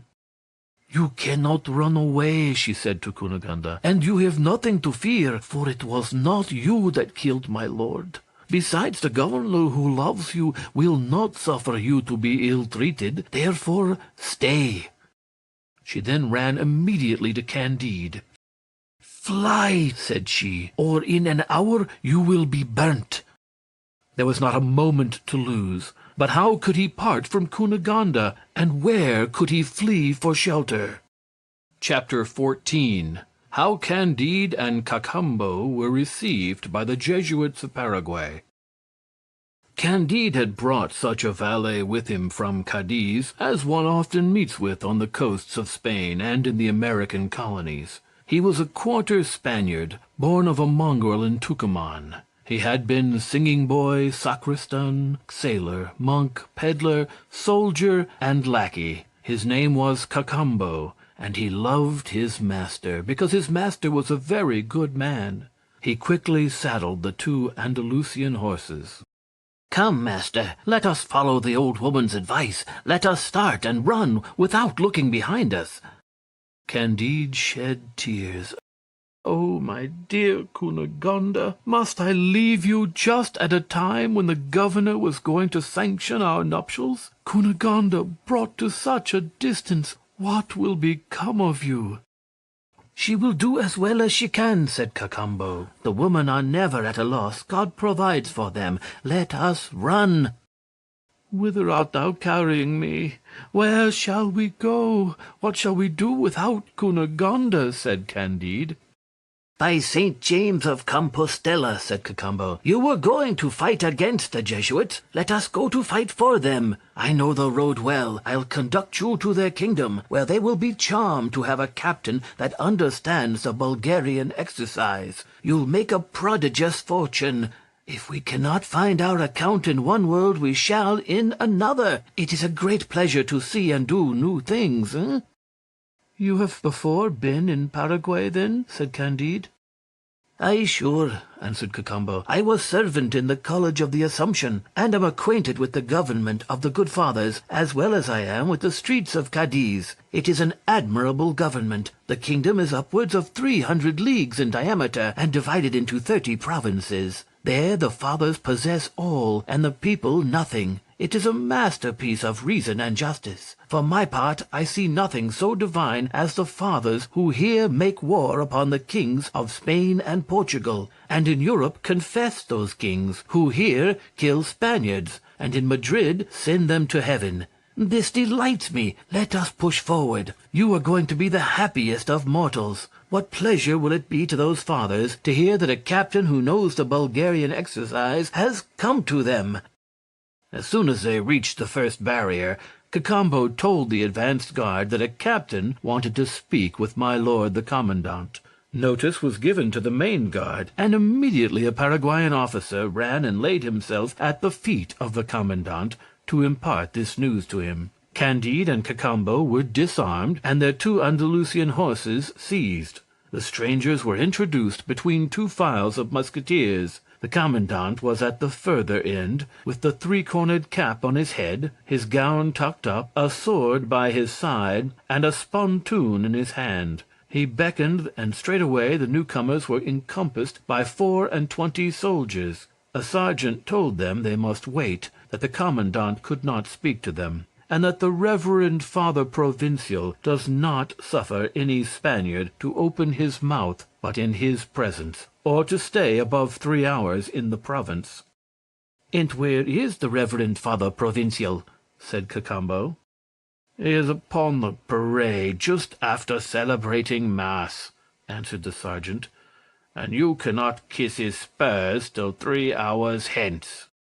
"However," said Cacambo, "the captain is not a Spaniard but a German. He is ready to perish with hunger as well as myself. Cannot we have something for breakfast while we wait for his reverence?" The sergeant went immediately to acquaint the commandant with what he had heard. "God be praised," said the reverend commandant. "Since he is a German, I may speak to him. Take him to my arbor." Candide was at once conducted to a beautiful summer house, ornamented with a very pretty colonnade of green and gold marble, and with trellises enclosing paroquets, humming-birds, fly-birds, guinea-hens, and all other rare birds. An excellent breakfast was provided in vessels of gold, and while the Paraguayans were eating maize out of wooden dishes in the open fields, and exposed to the heat of the sun, the reverend Father Commandant retired to his arbor. He was a very handsome young man, with a full face, white skin, but high in color. He had an arched eyebrow, a lively eye, red ears, vermilion lips, a bold air, but such a boldness as neither belonged to a Spaniard nor a Jesuit. They returned their arms to Candide and Cacambo, and also the 2 Andalusian horses, to whom Cacambo gave some oats to eat just by the arbor, having an eye upon them all the while for fear of a surprise. Candide first kissed the hem of the commandant's robe. Then they sat down to table. "You are, then, a German?" said the Jesuit to him in that language. "Yes, reverend father," answered Candide. As they pronounced these words, they looked at each other with great amazement, and with such an emotion as they could not conceal. "And from what part of Germany do you come?" said the Jesuit. "I am from the dirty province of Westphalia," answered Candide. "I was born in the castle of Thunder Ten Tronckh." "Oh, heavens! Is it possible?" cried the commandant. "What a miracle!" cried Candide. "Is it really you?" said the commandant. "It is not possible," said Candide. They drew back, they embraced, they shed rivulets of tears. "What, is it you, reverend father? You, the brother of the fair Cunegonde? You that was slain by the Bulgarians? You, the baron's son? You, a Jesuit in Paraguay? I must confess this is a strange world that we live in. Oh, Pangloss, Pangloss, how glad you would be if you had not been hanged!" The commandant sent away the negro slaves and the Paraguayans, who served them with liquors in goblets of rock crystal. He thanked God and St. Ignatius 1,000 times. He clasped Candide in his arms, and their faces were all bathed in tears. "You will be more surprised, more affected, and transported," said Candide, "when I tell you that Cunegonde, your sister, whom you believe to have been ripped open, is in perfect health." "Where?" "In your neighborhood, with the governor of Buenos Aires, and I was going to fight against you." Every word which they uttered in this long conversation but added wonder to wonder. Their souls fluttered on their tongues, listened in their ears, and sparkled in their eyes. As they were Germans, they sat a good while at table, waiting for the Reverend Father Provincial, and the Commandant spoke to his dear Candide as follows. Chapter 15. How Candide killed the brother of his dear Cunegonde. I shall have ever present to my memory the dreadful day on which I saw my father and mother killed and my sister ravished. When the Bulgarians retired, my dear sister could not be found, but my mother, my father, and myself, with 2 maidservants and 3 little boys, all of whom had been slain, were put in a hearse, to be conveyed for interment to a chapel belonging to the Jesuit, within 2 leagues of our family seat. A Jesuit sprinkled us with some holy water. It was horribly salt. A few drops of it fell into my eyes. The father perceived that my eyelids stirred a little. He put his hand upon my heart and felt it beat. I received assistance, and at the end of 3 weeks I recovered. You know, my dear Candide, I was very pretty, but I grew much prettier, and the Reverend Father Didrier, superior of that house, conceived the tenderest friendship for me. He gave me the habit of the order some years after I was sent to Rome. The Father General needed new levies of young German Jesuits. The sovereigns of Paraguay admit as few Spanish Jesuits as possible. They prefer those of other nations as being more subordinate to their commands. I was judged fit by the Reverend Father General to go and work in this vineyard. We set out, a Pole, a Tyrolese, and myself. Upon my arrival, I was honored with a subdeaconship and a lieutenancy. I am today colonel and priest. We shall give a warm reception to the King of Spain's troops. I will answer for it that they shall be excommunicated and well beaten. Providence sends you here to assist us. But is it indeed true that my dear sister Cunegonde is in the neighborhood with the governor of Buenos Aires? Candide assured him on oath that nothing was more true, and their tears began afresh. The Baron could not refrain from embracing Candide. He called him his brother, his savior. "Ah, perhaps," said he, "we shall together, my dear Candide, enter the town as conquerors, and recover my sister Cunegonde." "That is all I want," said Candide, "for I intend to marry her, and I still hope to do so." "You insolent!" replied the Baron. "Would you have the impudence to marry my sister, who has 72 quarterings? I find thou hast the most consummate effrontery to dare to mention so presumptuous a design." Candide, petrified at this speech, made answer.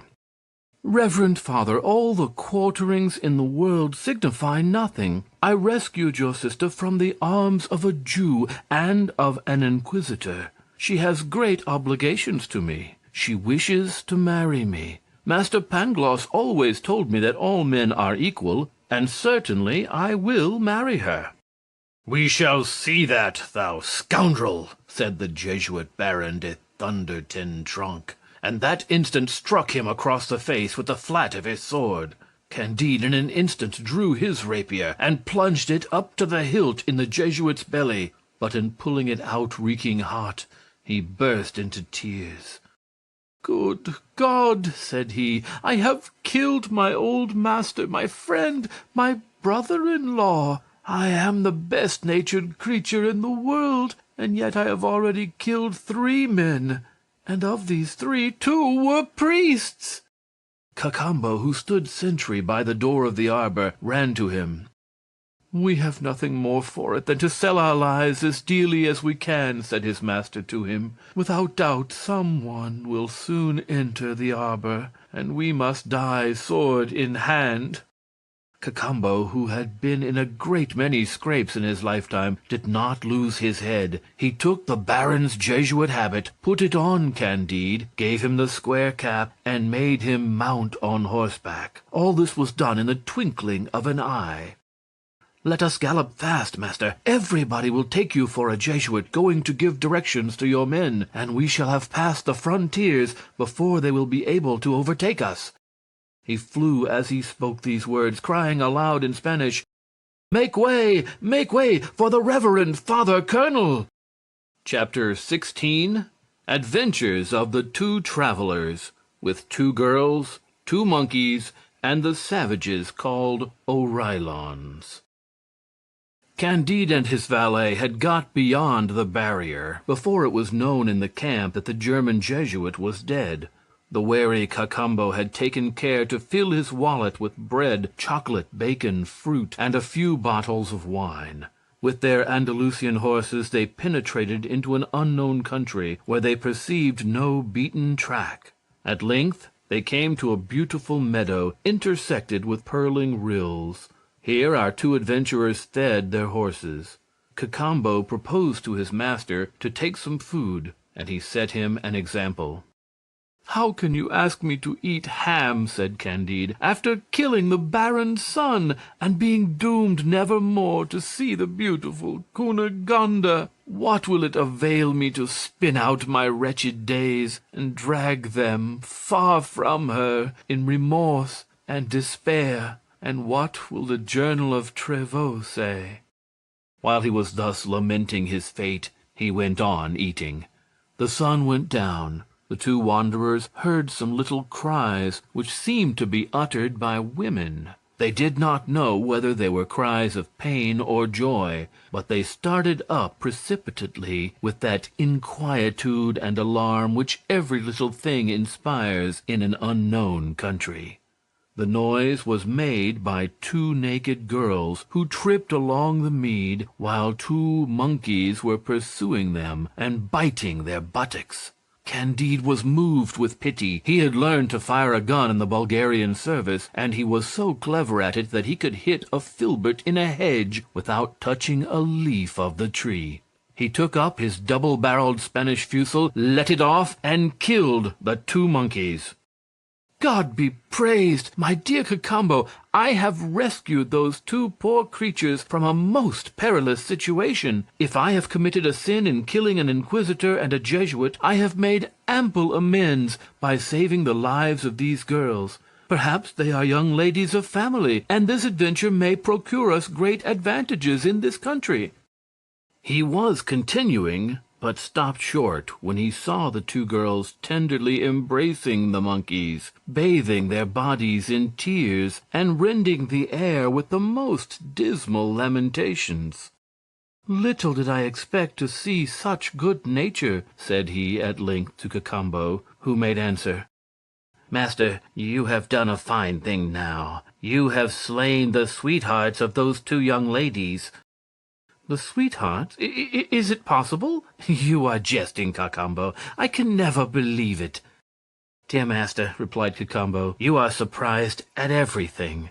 Why should you think it so strange that in some countries there are monkeys which insinuate themselves into the good graces of the ladies? They are a fourth part human, as I am a fourth part Spaniard." "Alas," replied Candide, "I remember to have heard Master Pangloss say that formerly such accidents used to happen, that these mixtures were productive of centaurs, fauns, and satyrs, and that many of the ancients had seen such monsters. But I looked upon the whole as fabulous."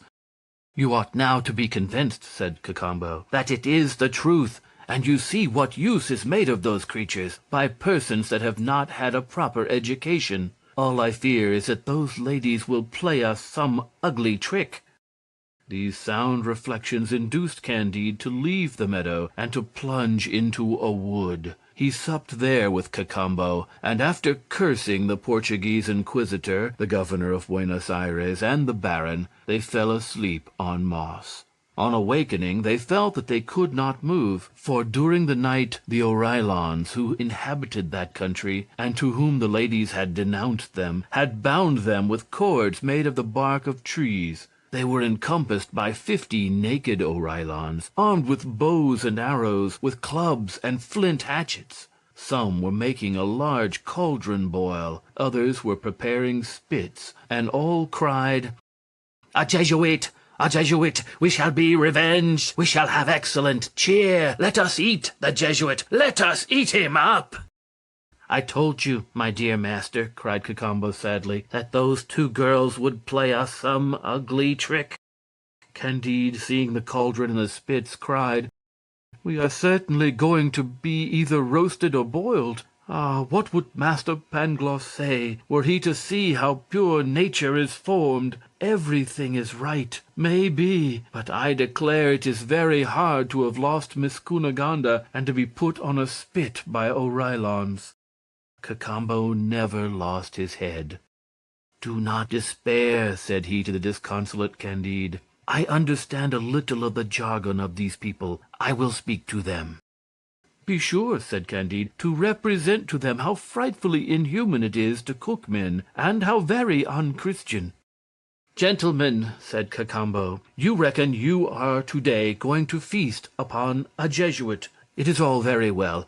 Nothing is more unjust than thus to treat your enemies. Indeed, the law of nature teaches us to kill our neighbor, and such is the practice all over the world. If we do not accustom ourselves to eating them, it is because we have better fare. But you have not the same resources as we. Certainly it is much better to devour your enemies than to resign to the crows and rooks the fruits of your victory. But, gentlemen, surely you would not choose to eat your friends. You believe that you are going to spit a Jesuit, and he is your defender. It is the enemy of your enemies that you are going to roast. As for myself, I was born in your country. This gentleman is my master, and, far from being a Jesuit, he has just killed one whose spoils he wears. And thence comes your mistake. To convince you of the truth of what I say, take his habit, and carry it to the first barrier of the Jesuit kingdom, and inform yourselves whether my master did not kill a Jesuit officer. It will not take you long, and you can always eat us if you find that I have lied to you. But I have told the truth. You are too well acquainted with the principles of public law, humanity, and justice not to pardon us."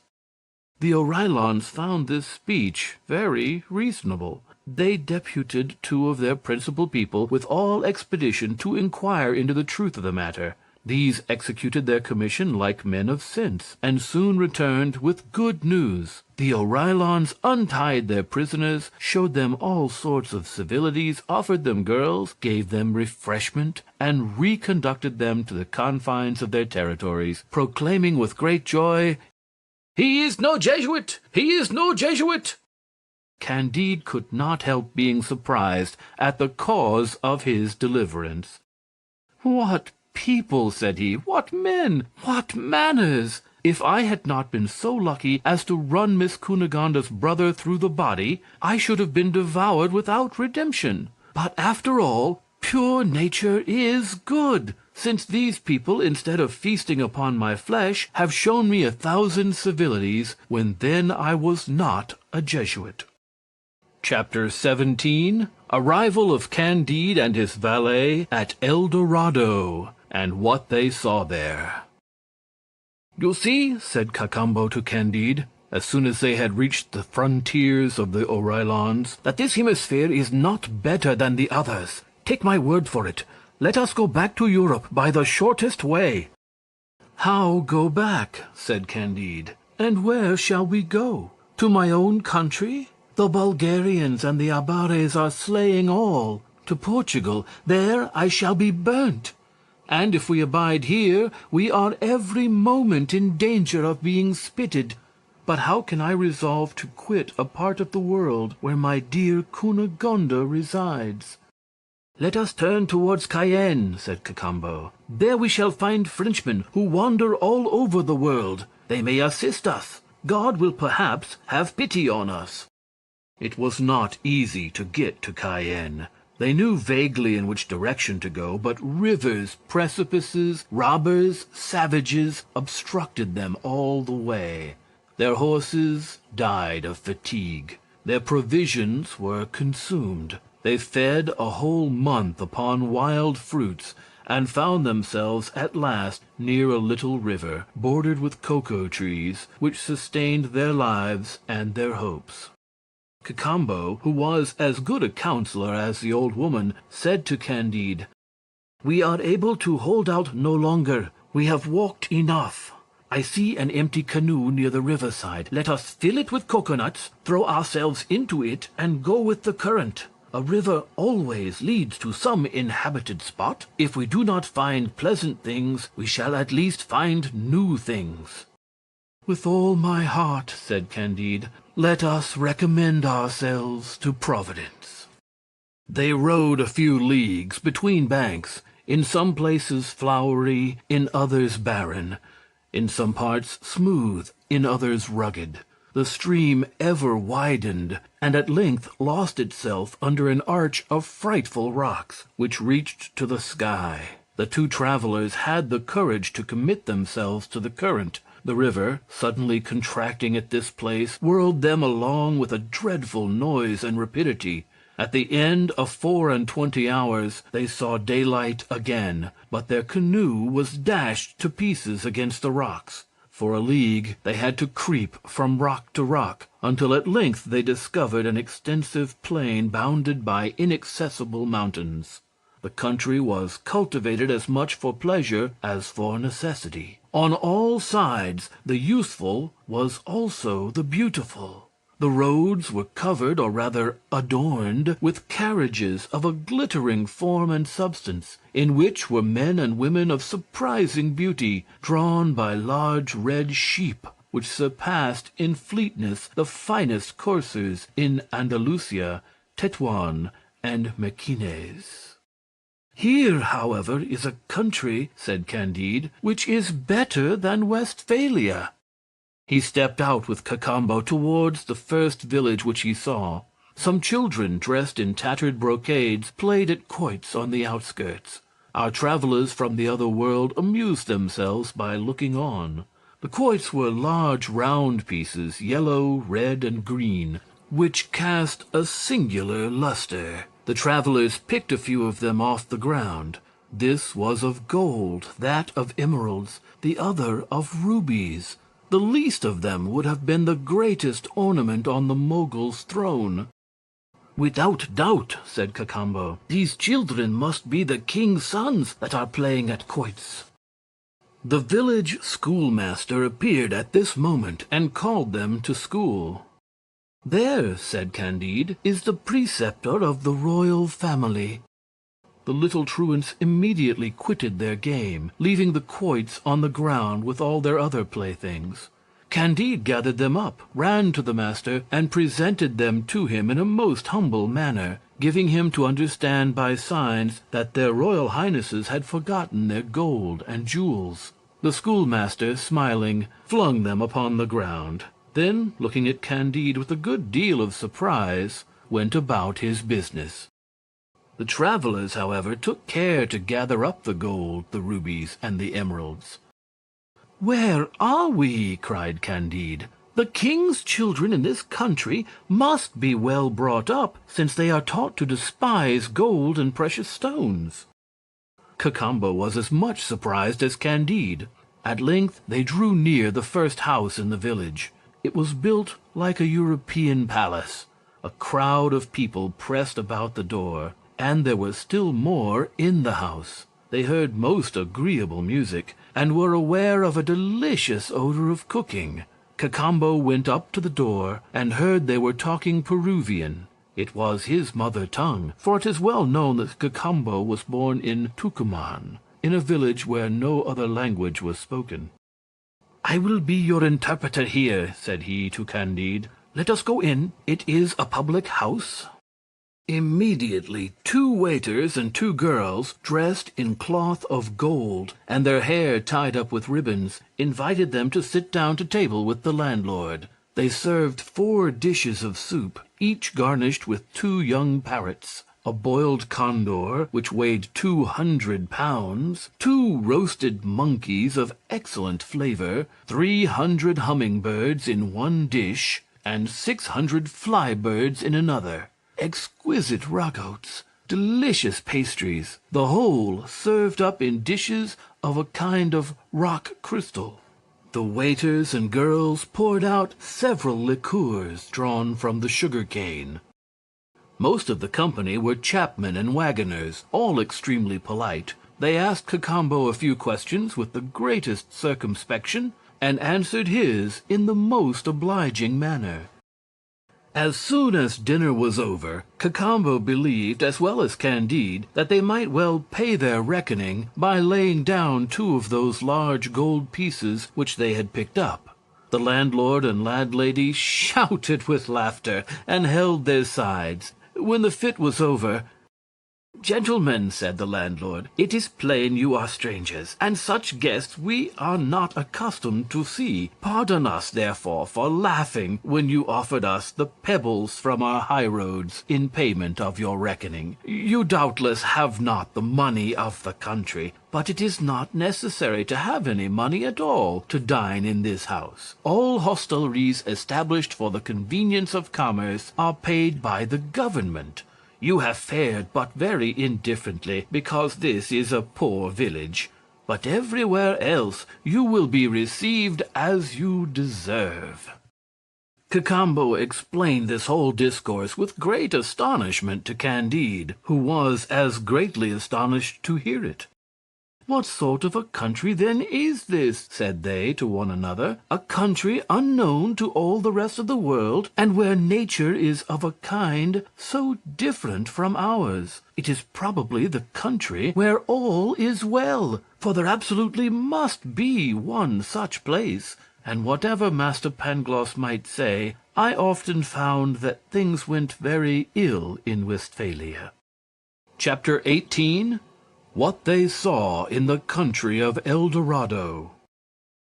Cacambo expressed his curiosity to the landlord, who made answer, "I am very ignorant, but not the worse on that account. However, we have in this neighborhood an old man, retired from court, who is the most learned and most communicative person in the kingdom." At once he took Cacambo to the old man. Candide acted now only a second character, and accompanied his valet. They entered a very plain house, for the door was only of silver, and the ceilings were only of gold, but wrought in so elegant a taste as to vie with the richest. The antechamber, indeed, was only encrusted with rubies and emeralds, but the order in which everything was arranged made amends for this great simplicity. The old man received the strangers on his sofa, which was stuffed with humming-birds' feathers, and ordered his servants to present them with liqueurs in diamond goblets, after which he satisfied their curiosity in the following terms. "I am now 172 years old, and I learnt of my late father, master of the horse to the king, the amazing revolutions of Peru, of which he had been an eye-witness. The kingdom we now inhabit is the ancient country of the Incas, who quitted it very imprudently to conquer another part of the world, and were at length destroyed by the Spaniards. More wise by far were the princes of their family, who remained in their native country, and they ordained, with the consent of the whole nation, that none of the inhabitants should ever be permitted to quit this little kingdom, and this has preserved our innocence and happiness. The Spaniards have had a confused notion of this country. They have called it El Dorado, and an Englishman, whose name was Sir Walter Raleigh, came very near it about 100 years ago. But being surrounded by inaccessible rocks and precipices, we have hitherto been sheltered from the rapaciousness of European nations, who have an inconceivable passion for the pebbles and dirt of our land, for the sake of which they would murder us to the last man." The conversation was long. It turned chiefly on their form of government, their manners, their women, their public entertainments, and the arts. At length Candide, having always had a taste for metaphysics, made Cacambo ask whether there was any religion in that country. The old man reddened a little. "How, then," said he, "can you doubt it? Do you take us for ungrateful wretches?" Cacambo humbly asked what was the religion in El Dorado. The old man reddened again. "Can there be two religions?" said he. "We have, I believe, the religion of all the world. We worship God night and morning." "Do you worship but one God?" said Cacambo, who still acted as interpreter in representing Candide's doubts. "Surely," said the old man, "there are not two, nor three, nor four. I must confess the people from your side of the world ask very extraordinary questions." Candide was not yet tired of interrogating the good old man. He wanted to know in what manner they prayed to God in El Dorado. "We do not pray to him," said the worthy sage. "We have nothing to ask of him. He has given us all we need, and we return him thanks without ceasing." Candide, having a curiosity to see the priests, asked where they were. The good old man smiled. "My friend," said he, "we are all priests. The king and all the heads of families sing solemn canticles of thanksgiving every morning, accompanied by 5,000 or 6,000 musicians." "What? Have you no monks who teach, who dispute, who govern, who cabal, and who burn people that are not of their opinion?" "We must be mad indeed if that were the case," said the old man. "Here we are all of one opinion, and we know not what you mean by monks." During this whole discourse Candide was in raptures, and he said to himself, "This is vastly different from Westphalia and the Baron's castle.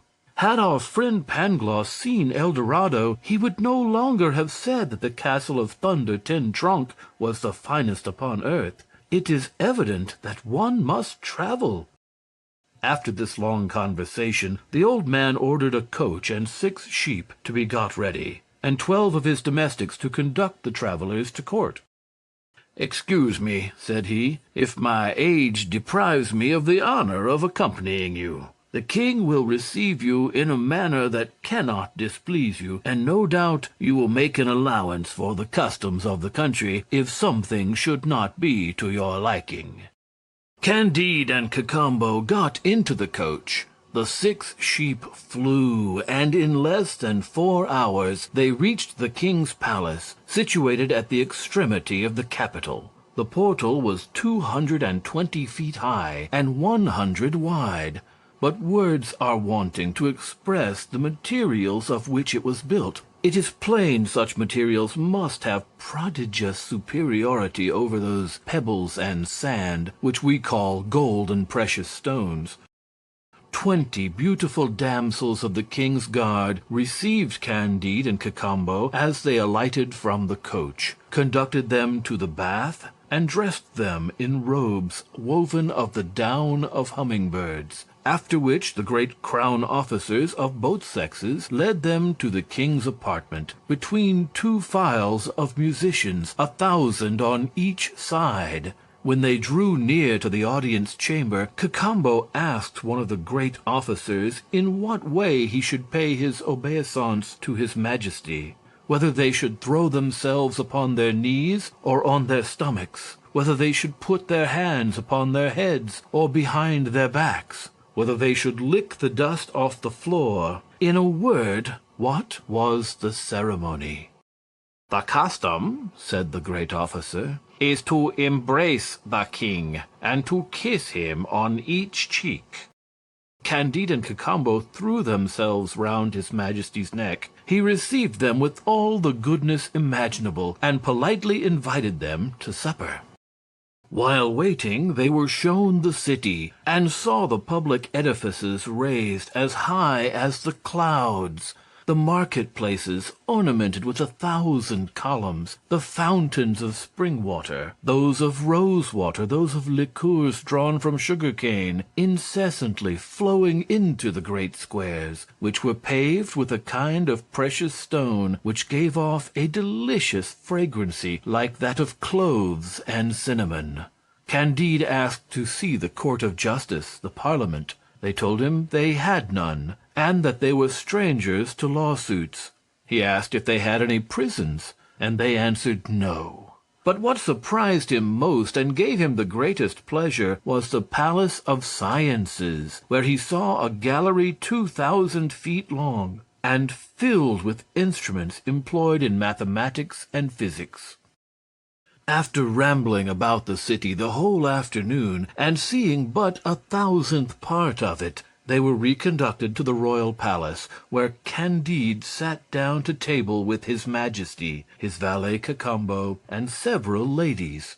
Never was there a better entertainment, and never was more wit shown at table than that which fell from his Majesty. Cacambo explained the king's bon mots to Candide, and notwithstanding they were translated, they still appeared to be bon mots.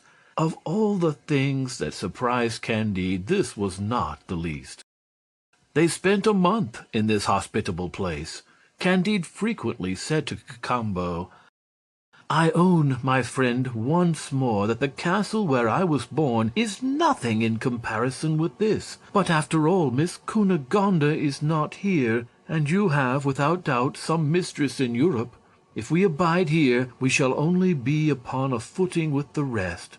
Whereas if we return to our old world, only with 12 sheep laden with the pebbles of El Dorado, we shall be richer than all the kings in Europe. We shall have no more inquisitors to fear, and we may easily recover Miss Cunegonde."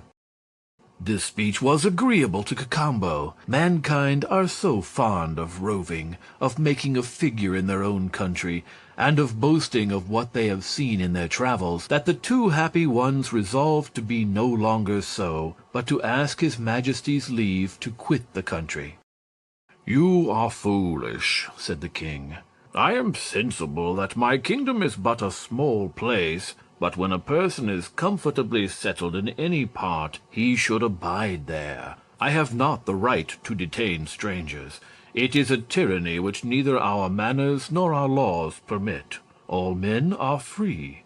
Go when you wish, but the going will be very difficult. It is impossible to ascend that rapid river on which you came as by a miracle, and which runs under vaulted rocks. The mountains which surround my kingdom are 10,000 feet high, and as steep as walls. They are each over 10 leagues in breadth, and there is no other way to descend them than by precipices. However, since you absolutely wish to depart, I shall give orders to my engineers to construct a machine that will convey you very safely. When we have conducted you over the mountains, no one can accompany you further, for my subjects have made a vow never to quit the kingdom, and they are too wise to break it. Ask me besides anything that you please." "We desire nothing of your Majesty," said Candide, "but a few sheep laden with provisions, pebbles, and the earth of this country." The king laughed. "I cannot conceive," said he, "what pleasure you Europeans find in our yellow clay, but take as much as you like, and great good may it do you." At once he gave directions that his engineers should construct a machine to hoist up these two extraordinary men out of the kingdom. 3,000 good mathematicians went to work. It was ready in 15 days, and did not cost more than 20 million sterling in the specie of that country. They placed Candide and Cacambo on the machine. There were 2 great red sheep, saddled and bridled to ride upon as soon as they were beyond the mountains, 20 pack sheep laden with provisions, 30 with presents of the curiosities of the country, and 50 with gold, diamonds, and precious stones. The king embraced the 2 wanderers very tenderly. Their departure, with the ingenious manner in which they and their sheep were hoisted over the mountains, was a splendid spectacle. The mathematicians took their leave after conveying them to a place of safety, and Candide had no other desire, no other aim, than to present his sheep to Miss Cunegonde. "Now," said he, "we are able to pay the governor of Buenos Aires if Miss Cunegonde can be ransomed.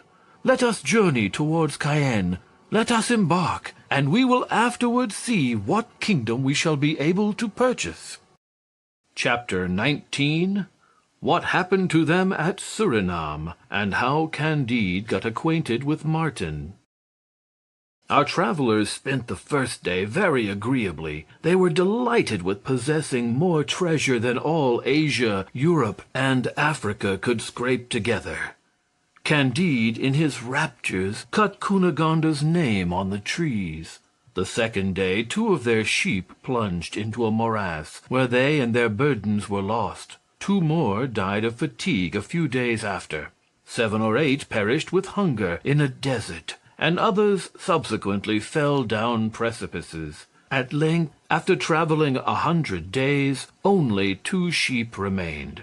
Said Candide to Cacambo, "My friend, you see how perishable are the riches of this world. There is nothing solid but virtue, and the happiness of seeing Cunegonde once more."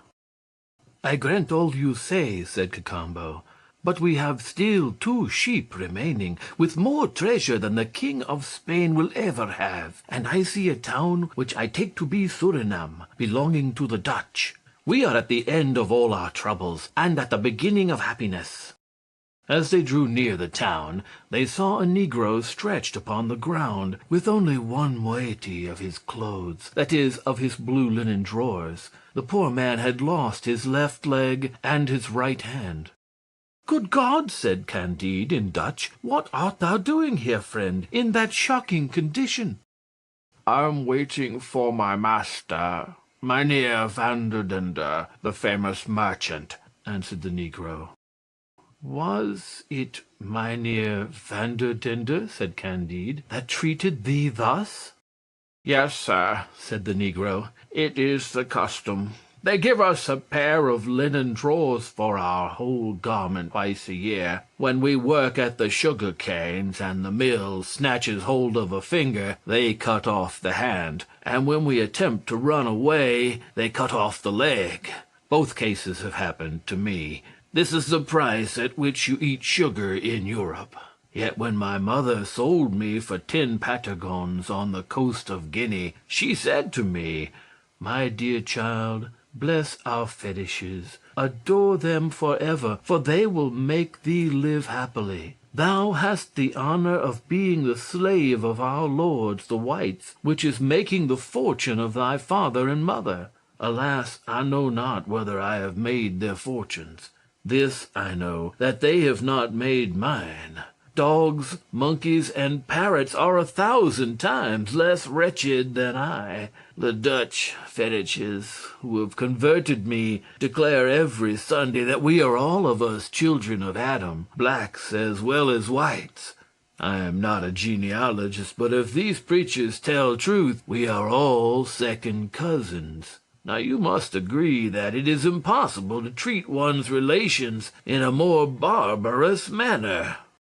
"Oh, Pangloss," cried Candide, "thou hadst not guessed at this abomination. It is the end. I must at last renounce thy optimism." "What is this optimism?" said Cacambo. "Alas," said Candide, "it is the madness of maintaining that everything is right when it is wrong."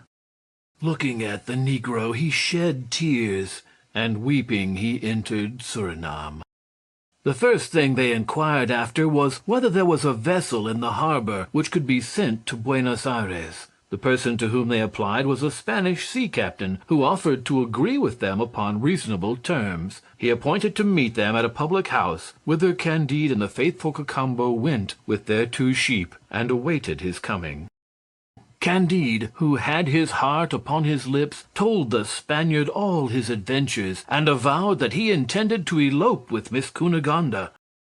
"Then I will take care not to carry you to Buenos Aires," said the seaman. "I should be hanged, and so would you. The fair Cunegonde is my lord's favorite mistress."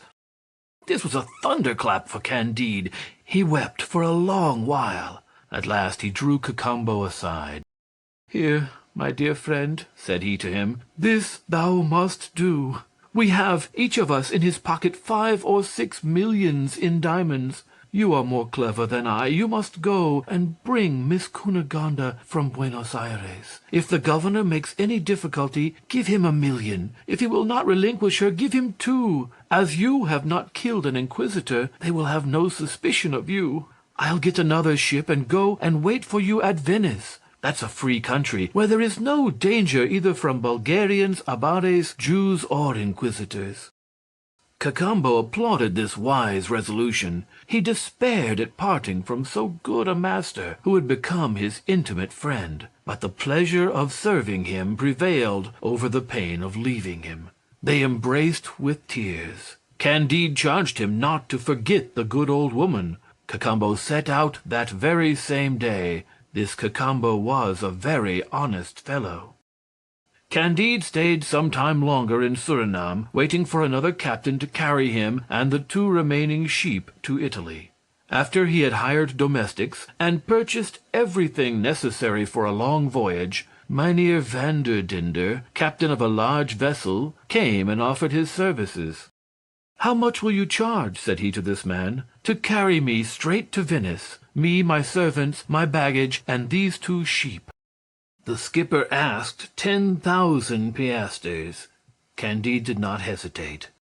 Oh, said the prudent Vanderdinder to himself, "this stranger gives 10,000 piastres unhesitatingly. He must be very rich."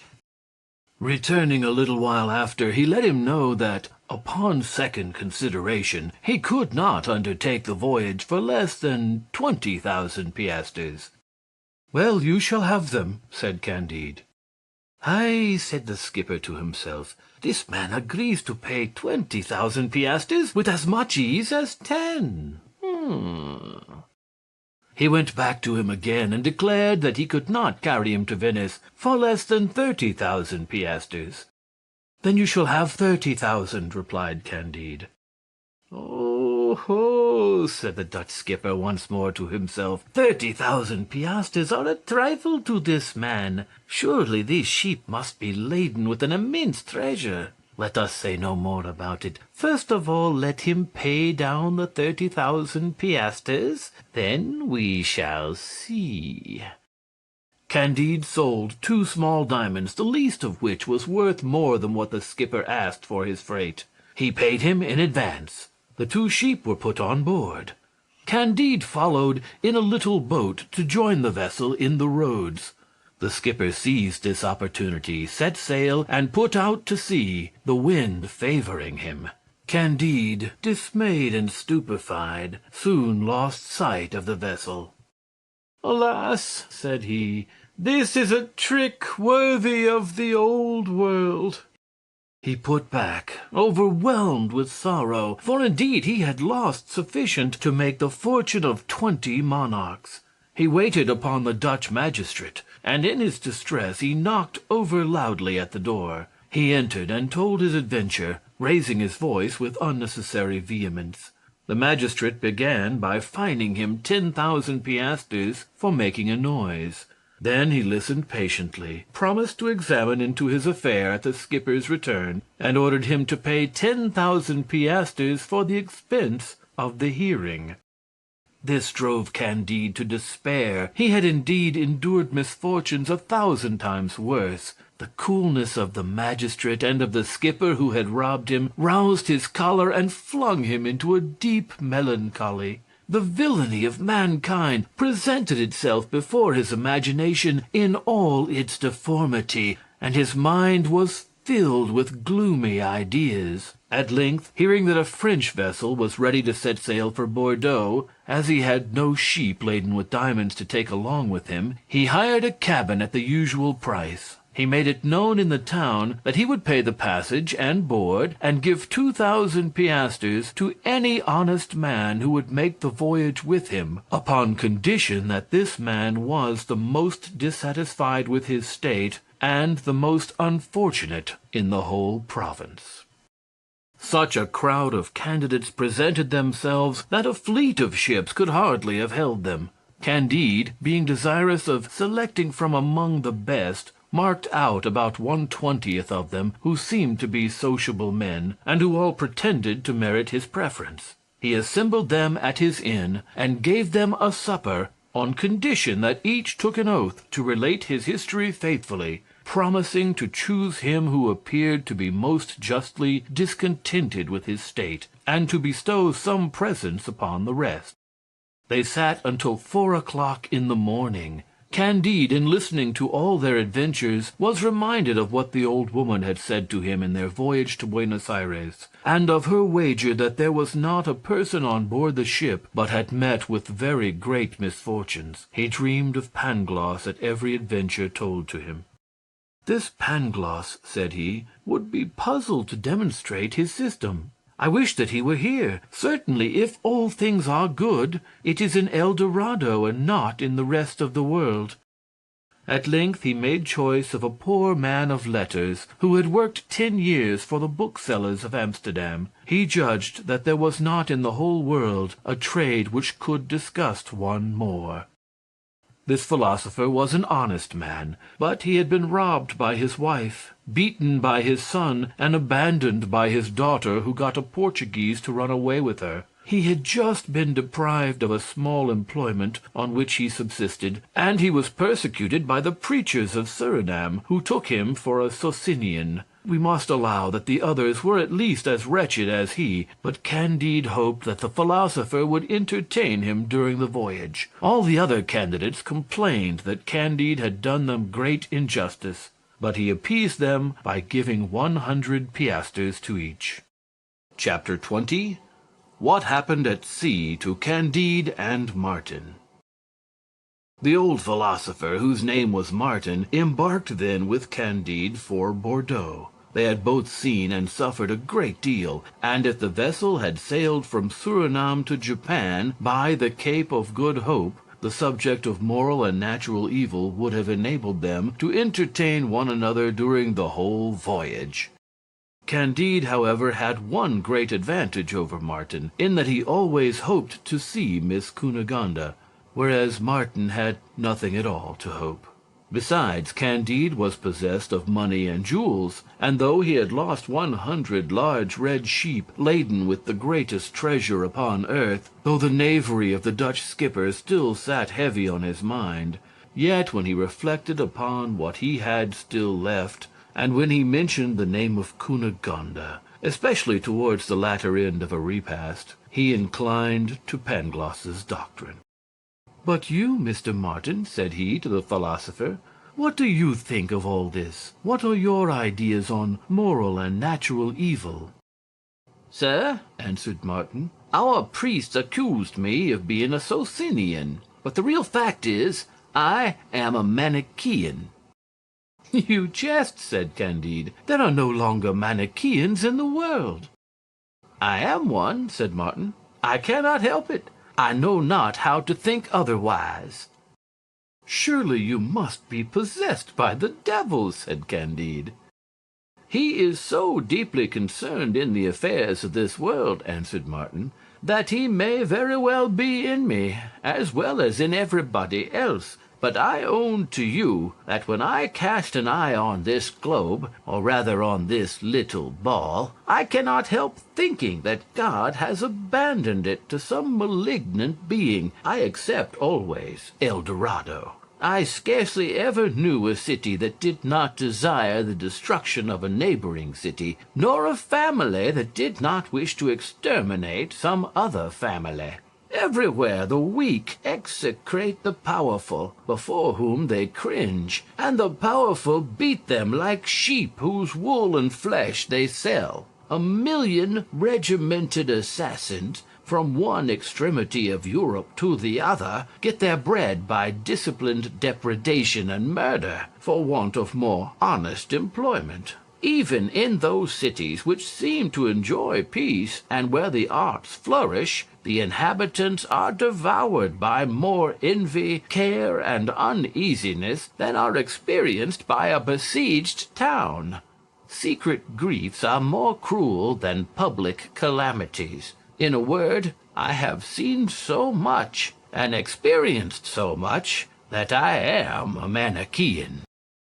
"There are, however, some things good," said Candide. "That may be," said Martin, "but I know them not." In the middle of this dispute, they heard the report of cannon. It redoubled every instant. Each took out his glass. They saw two ships in close fight about 3 miles off. The wind brought both so near to the French vessel that our travelers had the pleasure of seeing the fight at their ease. At length, one let off a broadside, so low and so truly aimed that the other sank to the bottom. Candide and Martin could plainly perceive 100 men on the deck of the sinking vessel. They raised their hands to heaven and uttered terrible outcries, and the next moment were swallowed up by the sea. "Well," said Martin, "this is how men treat one another." "It is true," said Candide. "There is something diabolical in this affair." While speaking, he saw he knew not what, of a shining red, swimming close to the vessel. They put out the longboat to see what it could be. It was one of his sheep. Candide was more rejoiced at the recovery of this one sheep than he had been grieved at the loss of the 100 laden with the large diamonds of El Dorado. The French captain soon saw that the captain of the victorious vessel was a Spaniard, and that the other was a Dutch pirate, and the very same one who had robbed Candide. The immense plunder which this villain had amassed was buried with him in the sea, and out of the whole only one sheep was saved. "You see," said Candide to Martin, "that crime is sometimes punished. This rogue of a Dutch skipper has met with the fate he deserved." "Yes," said Martin, "but why should the passengers be doomed also to destruction? God has punished the knave, and the devil has drowned the rest." The French and Spanish ships continued their course, and Candide continued his conversation with Martin. They disputed 15 successive days, and on the last of those 15 days they were as far advanced as on the first. But, however, they chatted, they communicated ideas, they consoled each other. Candide caressed his sheep. "Since I have found thee again," said he, "I may likewise chance to find my Cunegonde." Chapter 21. Candide and Martin, reasoning, draw near the coast of France. At length they descried the coast of France. "Were you ever in France, Mr. Martin?" said Candide. "Yes," said Martin, "I have been in several provinces. In some, one half of the people are fools. In others, they are too cunning. In some, they are weak and simple. In others, they affect to be witty. In all, the principal occupation is love, the next is slander, and the third is talking nonsense." "But, Mr. Martin, have you seen Paris?" "Yes, I have. All these kinds are found there. It is a chaos, a confused multitude, where everybody seeks pleasure, and scarcely anyone finds it, at least as it appeared to me. I made a short stay there. On my arrival, I was robbed of all I had by pickpockets at the fair of Saint-Germain. I myself was taken for a robber, and was imprisoned for 8 days. After which I served as corrector of the press, to gain the money necessary for my return to Holland on foot. I knew the whole scribbling rabble, the party rabble, the fanatic rabble. It is said that there are very polite people in that city, and I wish to believe it." "For my part, I have no curiosity to see France," said Candide. "You may easily imagine that after spending a month at El Dorado, I can desire to behold nothing upon earth but Miss Cunegonde. I go to await her at Venice. We shall pass through France on our way to Italy. Will you bear me company?" "With all my heart," said Martin. "It is said that Venice is fit only for its own nobility, but that strangers meet with a very good reception if they have a good deal of money. I have none of it. You have, therefore I will follow you all over the world." "But do you believe," said Candide, "that the earth was originally a sea, as we find it asserted in that large book belonging to the captain?" "I do not believe a word of it," said Martin, "any more than I do of the many ravings which have been published lately. "But for what end, then, has this world been formed?" said Candide. "To plague us to death," answered Martin. "Are you not greatly surprised," continued Candide, "at the love which these two girls of the Oreillons had for those monkeys, of which I have already told you?" "Not at all," said Martin. "I do not see that passion was strange. I have seen so many extraordinary things that I have ceased to be surprised." "Do you believe," said Candide, "that men have always massacred each other as they do today? That they have always been liars, cheats, traitors, ingrates, brigands, idiots, thieves, scoundrels, gluttons, drunkards, misers, envious, ambitious, bloody-minded, calumniators, debauchees, fanatics, hypocrites, and fools?" "Do you believe," said Martin, "that hawks have always eaten pigeons when they have found them?" "Yes, without doubt," said Candide. "Well, then," said Martin, "if hawks have always had the same character, why should you imagine that men may have changed theirs?" "Oh," said Candide, "there is a vast deal of difference, for free will—" And reasoning thus, they arrived at Bordeaux. Chapter 22. What happened in France to Candide and Martin. Candide stayed in Bordeaux no longer than was necessary for the selling of a few of the pebbles of El Dorado, and for hiring a good chaise to hold 2 passengers, for he could not travel without his philosopher Martin. He was only vexed at parting with his sheep, which he left to the Bordeaux Academy of Sciences, who set as a subject for that year's prize to find why this sheep's wool was red. And the prize was awarded to a learned man of the North, who demonstrated by A plus B minus C divided by Z that the sheep must be red and die of the rot. Meanwhile, all the travelers whom Candide met in the inns along his route said to him, "We go to Paris." This general eagerness at length gave him, too, a desire to see this capital, and it was not so very great a detour from the road to Venice. He entered Paris by the suburb of St. Marceau, and fancied that he was in the dirtiest village of Westphalia. Scarcely was Candide arrived at his inn than he found himself attacked by a slight illness caused by fatigue. As he had a very large diamond on his finger, and the people of the inn had taken notice of a prodigiously heavy box among his baggage, there were 2 physicians to attend him, though he had never sent for them, and 2 devotees who warmed his broths. "I remember," Martin said, "also to have been sick at Paris in my first voyage. I was very poor, thus I had neither friends, devotees, nor doctors, and I recovered." However, what with physic and bleeding, Candide's illness became serious. A parson of the neighborhood came with great meekness to ask for a bill for the other world, payable to the bearer. Candide would do nothing for him, but the devotees assured him it was the new fashion. He answered that he was not a man of fashion. Martin wished to throw the priest out of the window. The priest swore that they would not bury Candide. Martin swore that he would bury the priest if he continued to be troublesome. The quarrel grew heated.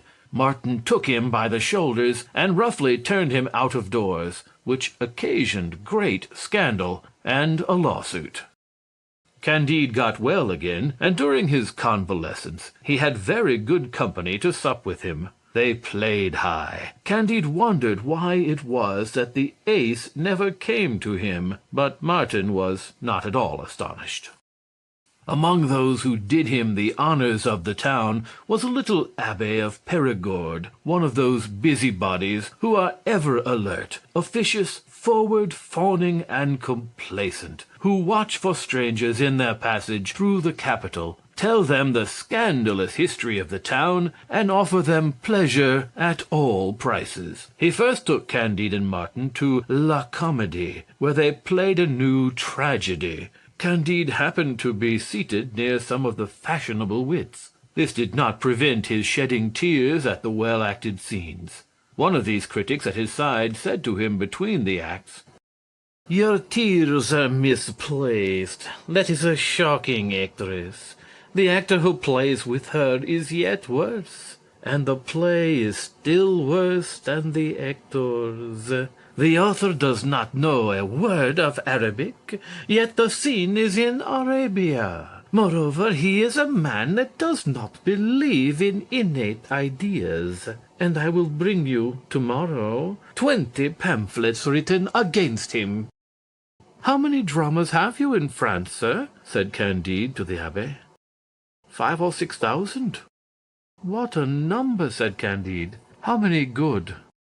15 or 16, replied the other. "What a number!" said Martin. Candide was very pleased with an actress who played Queen Elizabeth in a somewhat insipid tragedy, sometimes acted. "That actress," said he to Martin, "pleases me much. She has a likeness to Miss Cunegonde. I should be very glad to wait upon her." The Perigordian Abbé offered to introduce him. Candide, brought up in Germany, asked what was the etiquette, and how they treated queens of England in France. "It is necessary to make distinction," said the Abbé. "In the provinces one takes them to the inn. In Paris one respects them when they are beautiful, and throws them on the highway when they are dead." "Queens on the highway?" said Candide. "Yes, truly," said Martin. "The Abbé is right. I was in Paris when Miss Monime passed, as the saying is, from this life to the other. She was refused what people call the honors of sepulture, that is to say, of rotting with all the beggars of the neighborhood in an ugly cemetery. She was interred all alone by her company at the corner of the Rue de Bourgogne, which ought to trouble her much, for she thought nobly." "That was very uncivil," said Candide. "What would you have?" said Martin. "These people are made thus. Imagine all contradictions, all possible incompatibilities. You will find them in the government, in the law courts, in the churches, in the public shows of this droll nation." "Is it true that they always laugh in Paris?" said Candide. "Yes," said the Abbé. "But it means nothing, for they complain of everything with great fits of laughter. They even do the most detestable things while laughing." "Who," said Candide, "is that great pig who spoke so ill of the piece at which I wept, and of the actors who gave me so much pleasure?"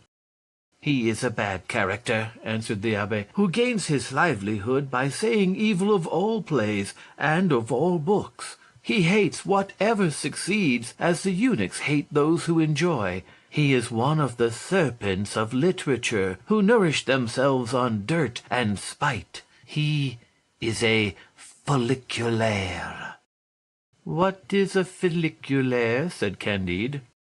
"It is," said the Abbé, "a pamphleteer, a fréron."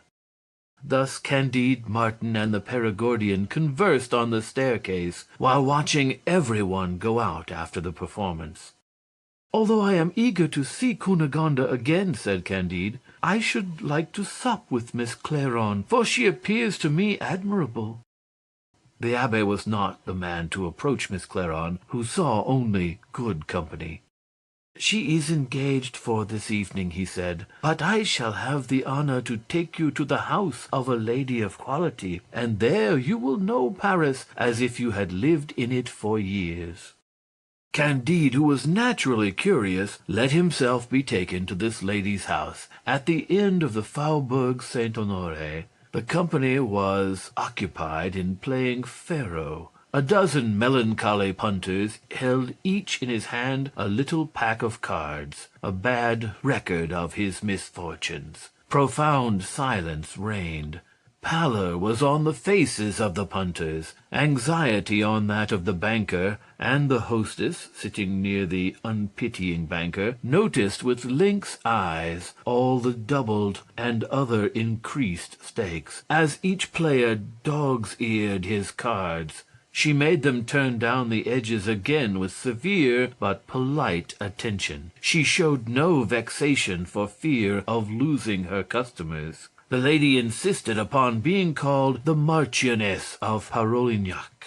Her daughter, aged 15, was among the punters, and notified with a covert glance the cheatings of the poor people who tried to repair the cruelties of fate. The Perigordian Abbé, Candide, and Martin entered. No one rose, no one saluted them, no one looked at them. All were profoundly occupied with their cards. "The Baroness of Thunder Ten Tronckh was more polite," said Candide. However, the Abbé whispered to the Marchioness, who half rose, honored Candide with a gracious smile, and Martin with a condescending nod. She gave a seat and a pack of cards to Candide, who lost 50,000 francs in 2 deals, after which they supped very gaily, and every one was astonished that Candide was not moved by his loss. The servants said among themselves in the language of servants, "Some English lord is here this evening." The supper passed at first, like most Parisian suppers, in silence, followed by a noise of words which could not be distinguished, then with pleasantries, of which most were insipid, with false news, with bad reasoning, a little politics, and much evil speaking. They also discussed new books. "Have you seen," said the Perigordian Abbé, "the romance of Sieur Gauchat, Doctor of Divinity?" "Yes," said one of the guests, "but I have not been able to finish it. We have a crowd of silly writings, but altogether do not approach the impertinence of Gauchat, Doctor of Divinity. I am so satiated with the great number of detestable books with which we are inundated that I am reduced to punting at faro." "And the Mélanges of Archdeacon Troublette, what do you say of that?" said the Abbé. "Oh," said the Marchioness of Parolignac, "the wearisome mortal! How curiously he repeats to you all that the world knows! How heavily he discusses that which is not worth the trouble of lightly remarking upon! How without wit he appropriates the wit of others! How he spoils what he steals! How he disgusts me! But he will disgust me no longer. It is enough to have read a few of the Archdeacon's pages." There was at table a wise man of taste, who supported the Marchioness. They spoke afterwards of tragedies. The lady asked why there were tragedies which were sometimes played and which could not be read. The man of taste explained very well how a piece could have some interest and have almost no merit. He proved in a few words that it was not enough to introduce one or two of those situations which one finds in all romances, and which always seduce the spectator, but that it was necessary to be new without being odd, often sublime, and always natural, to know the human heart, and to make it speak, to be a great poet, without allowing any person in the piece to appear to be a poet. To know language perfectly, to speak it with purity, with continuous harmony, and without rhythm ever taking anything from sense. "Whoever," added he, "does not observe all these rules can produce 1 or 2 tragedies, applauded at a theatre, but he will never be counted in the ranks of good writers. There are very few good tragedies. Some are idyls in dialogue, well written and well rhymed; others political reasonings which lull to sleep, or amplifications which repel; others demoniac dreams in barbarous style, interrupted in sequence with long apostrophes to the gods, because they do not know how to speak to men, with false maxims, with bombastic commonplaces." Candide listened with attention to this discourse, and conceived a great idea of the speaker, and as the Marchioness had taken care to place him beside her, he leaned towards her and took the liberty of asking who was the man who had spoken so well. "He is a scholar," said the lady, "who does not play, whom the Abbé sometimes brings to supper. He is perfectly at home among tragedies and books, and he has written a tragedy which was hissed, and a book of which nothing has ever been seen outside his bookseller's shop, excepting the copy which he dedicated to me." "The great man," said Candide. "He is another Pangloss."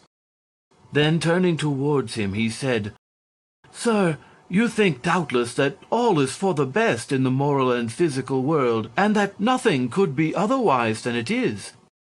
"I, sir," answered the scholar, "I know nothing of all that. I find that all goes awry with me, that no one knows either what is his rank nor what is his condition, what he does nor what he ought to do, and that except supper, which is always gay, and where there appears to be enough concord, all the rest of the time is passed in impertinent quarrels. Jansenist against Molinist, Parliament against the Church, men of letters against men of letters, courtesans against courtesans, financiers against the people, wives against husbands, relatives against relatives. It is eternal war." "I have seen the worst," Candide replied. "But a wise man, whose sense has had the misfortune to be hanged, taught me that all is marvelously well. These are but the shadows on a beautiful picture." "Your hanged man mocked the world," said Martin. "The shadows are horrible blots." "They are men who make the blots," said Candide, "and they cannot be dispensed with." "It is not their fault, then," said Martin. Most of the punters, who understood nothing of this language, drank, and Martin reasoned with the scholar, and Candide related some of his adventures to his hostess. After supper, the Marchioness took Candide into her boudoir, and made him sit upon a sofa. "Ah, well," said she to him, "you love desperately Miss Cunegonde of Thunder Ten Tronckh." "Yes, madam," answered Candide.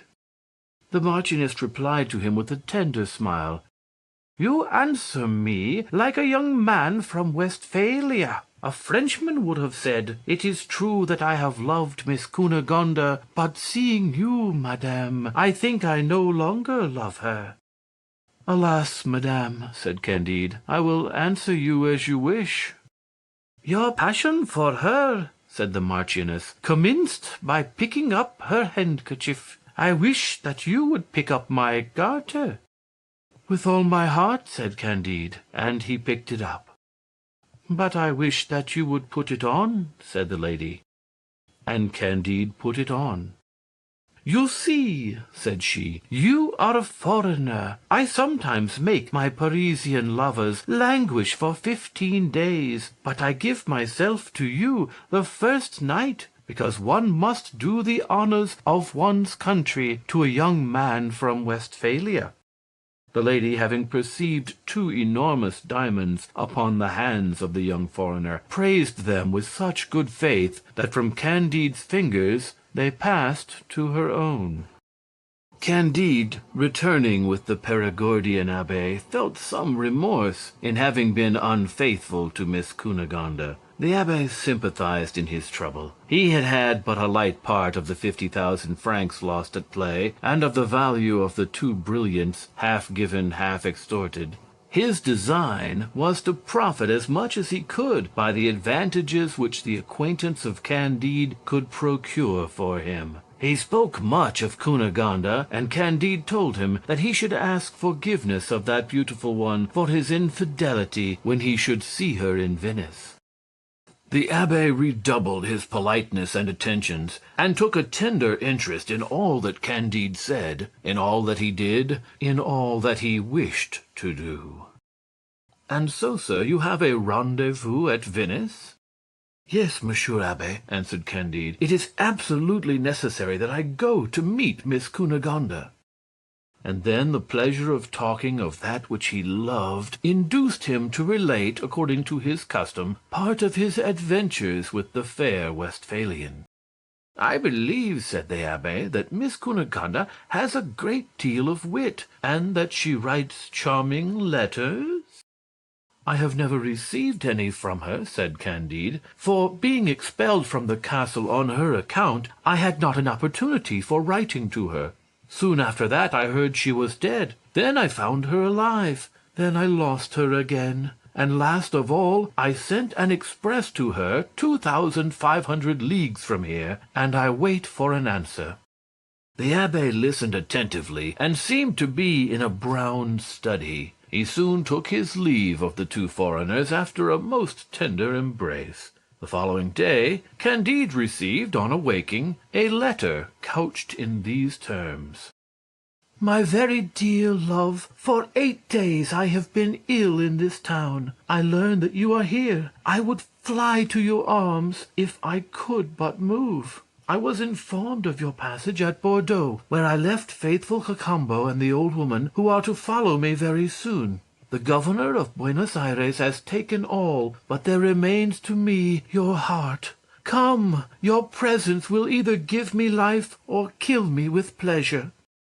This charming, this unhoped-for letter transported Candide with an inexpressible joy, and the illness of his dear Cunegonde overwhelmed him with grief. Divided between those two passions, he took his gold and his diamonds and hurried away with Martin to the hotel where Miss Cunegonde was lodged. He entered her room trembling, his heart palpitating, his voice sobbing. He wished to open the curtains of the bed and asked for a light.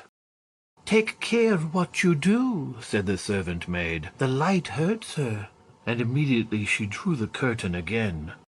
"My dear Cunegonde," said Candide, weeping, "how are you? If you cannot see me, at least speak to me." "She cannot speak," said the maid. The lady then put a plump hand out from the bed, and Candide bathed it with his tears, and afterwards filled it with diamonds, leaving a bag of gold upon the easy-chair.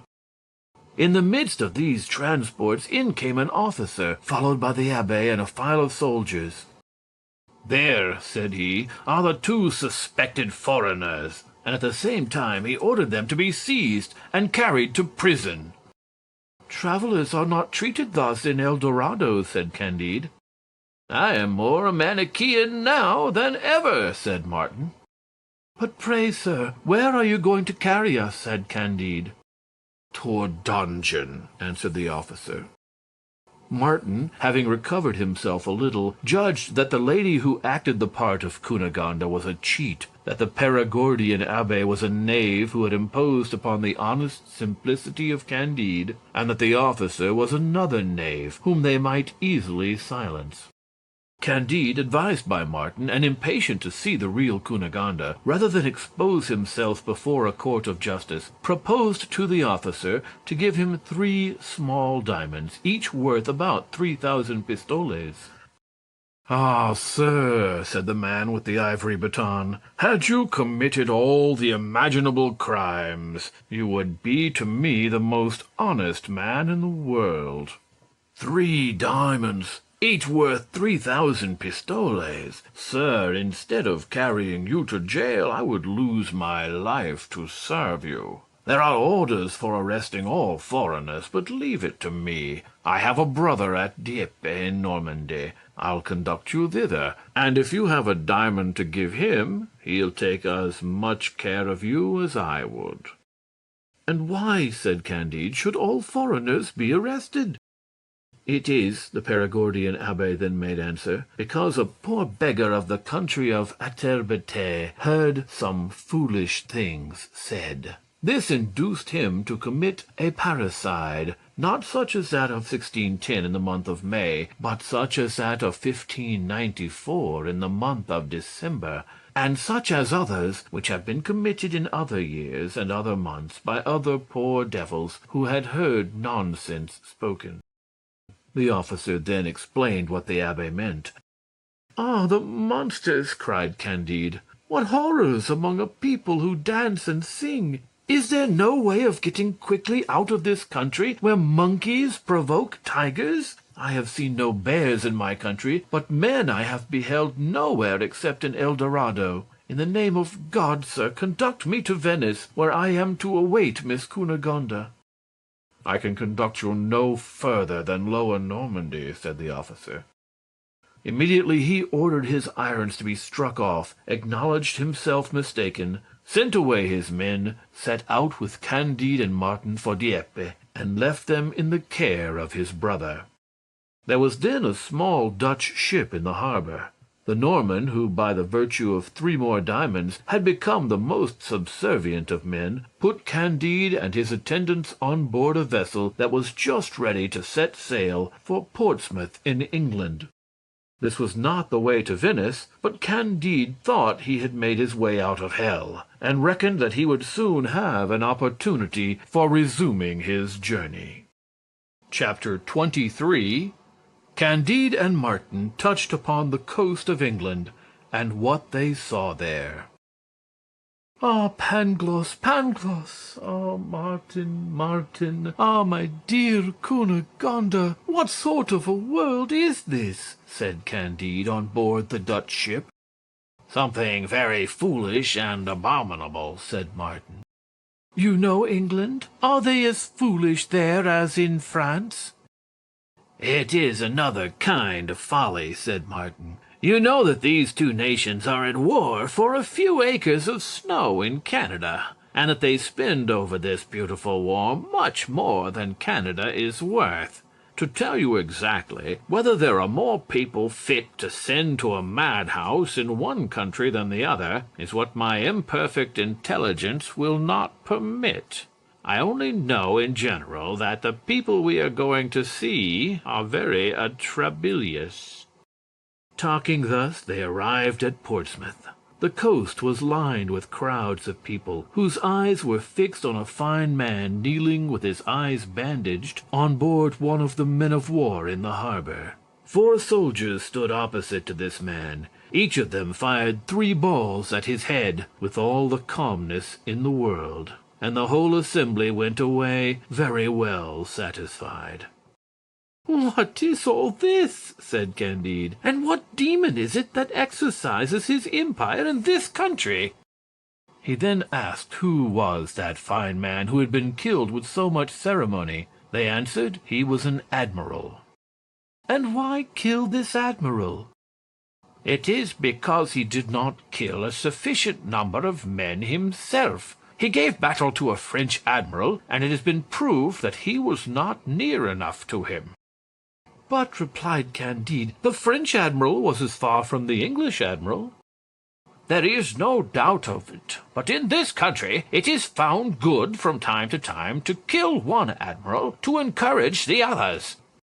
Candide was so shocked and bewildered by what he saw and heard that he would not set foot on shore, and he made a bargain with the Dutch skipper, were he even to rob him like the Surinam captain, to conduct him without delay to Venice. The skipper was ready in 2 days. They coasted France. They passed in sight of Lisbon, and Candide trembled.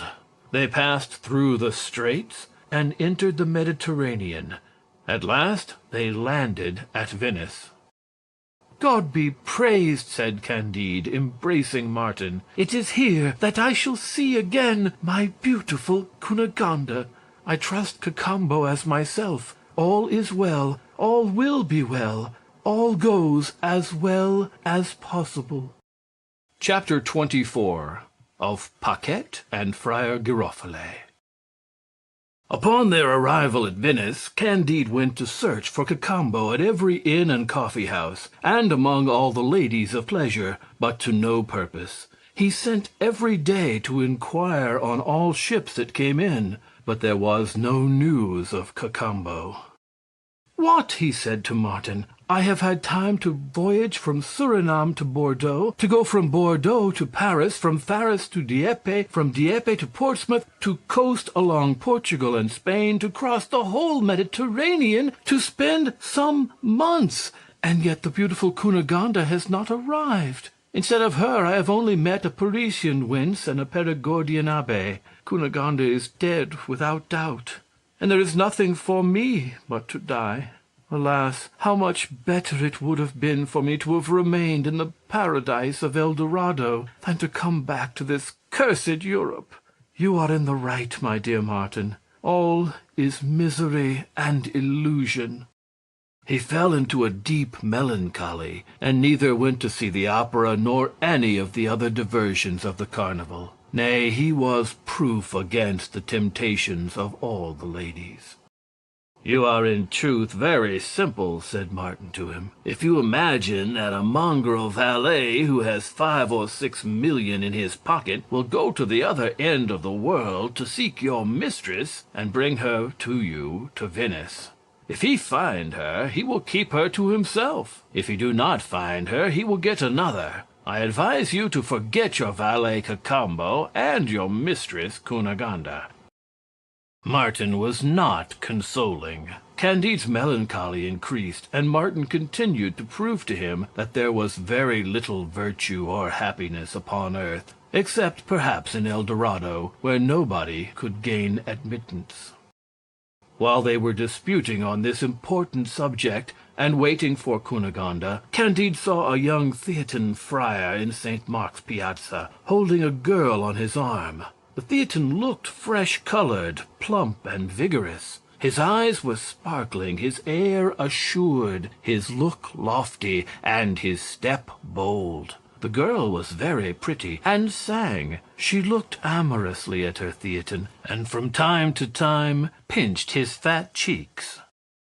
"At least you will allow me," said Candide to Martin, "that these two are happy. Hitherto I have met with none but unfortunate people in the whole habitable globe, except in El Dorado. But as to this pair, I would venture to lay a wager that they are very happy."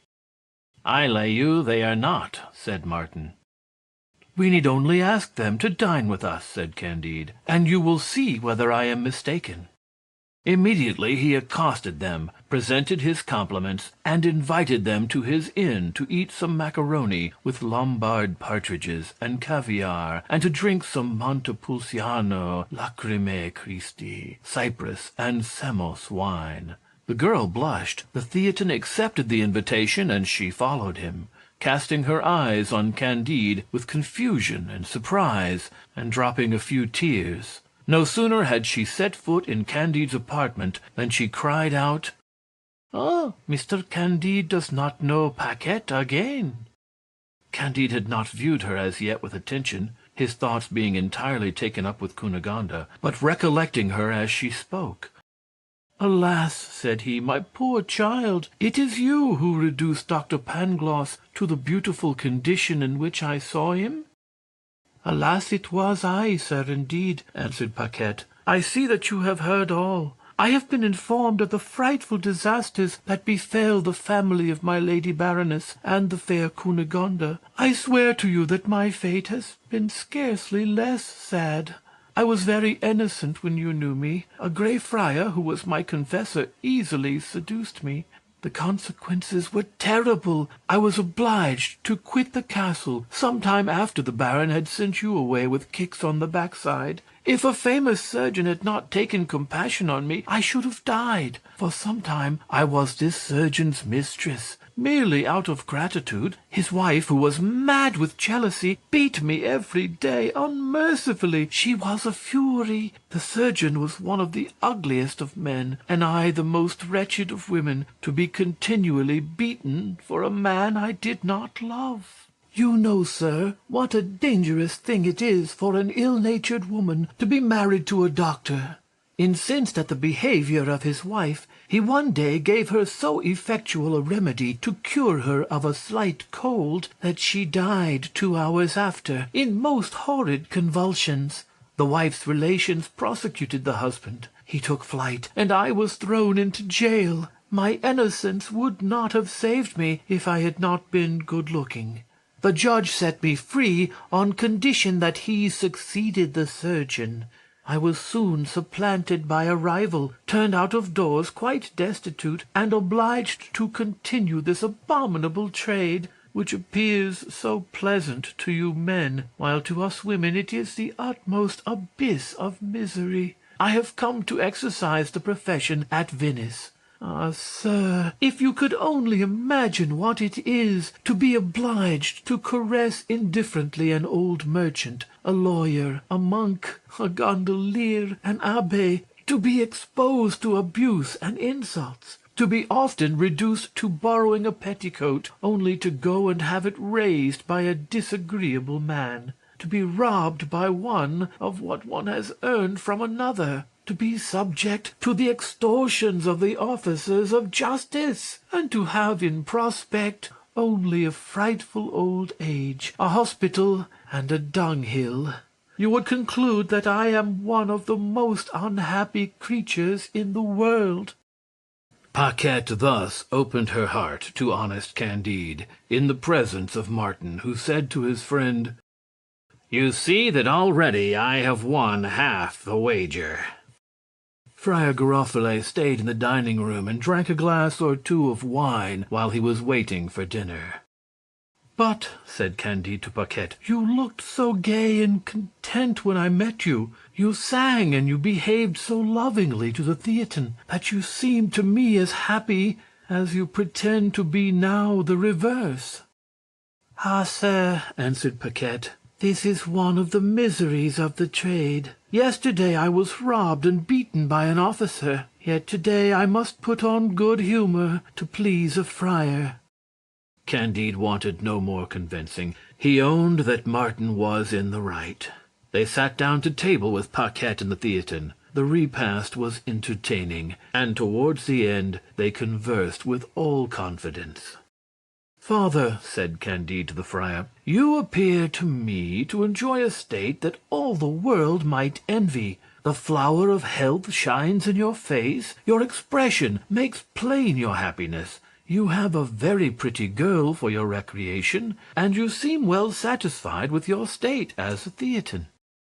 "My faith, sir," said Friar Giroflee, "I wish that all the Theatins were at the bottom of the sea. I have been tempted 100 times to set fire to the convent and go and become a Turk. My parents forced me at the age of 15 to put on this detestable habit, to increase the fortune of a cursed elder brother, whom God confound. Jealousy, discord, and fury dwell in the convent. It is true I have preached a few bad sermons that have brought me in a little money, of which the prior stole half, while the rest serves to maintain my girls. But when I return at night to the monastery, I am ready to dash my head against the walls of the dormitory, and all my fellows are in the same case." Martin turned towards Candide with his usual coolness. "Well," said he, "have I not won the whole wager?" Candide gave 2,000 piastres to Paquette and 1,000 to Friar Giroflee. "I'll answer for it," said he, "that with this they will be happy." "I do not believe it at all," said Martin.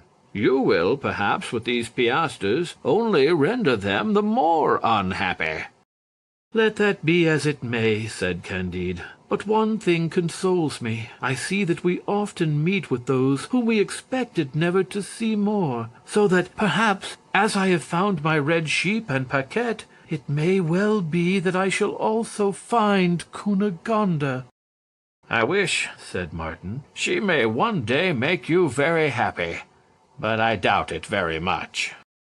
"You are very hard of belief," said Candide. "I have lived," said Martin.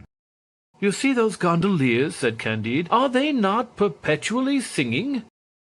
"You do not see them," said Martin, "at home with their wives and brats. The Doge has his troubles, the gondoliers have theirs. It is true that, all things considered, the life of a gondolier is preferable to that of a Doge, but I believe the difference to be so trifling that it is not worth the trouble of examining."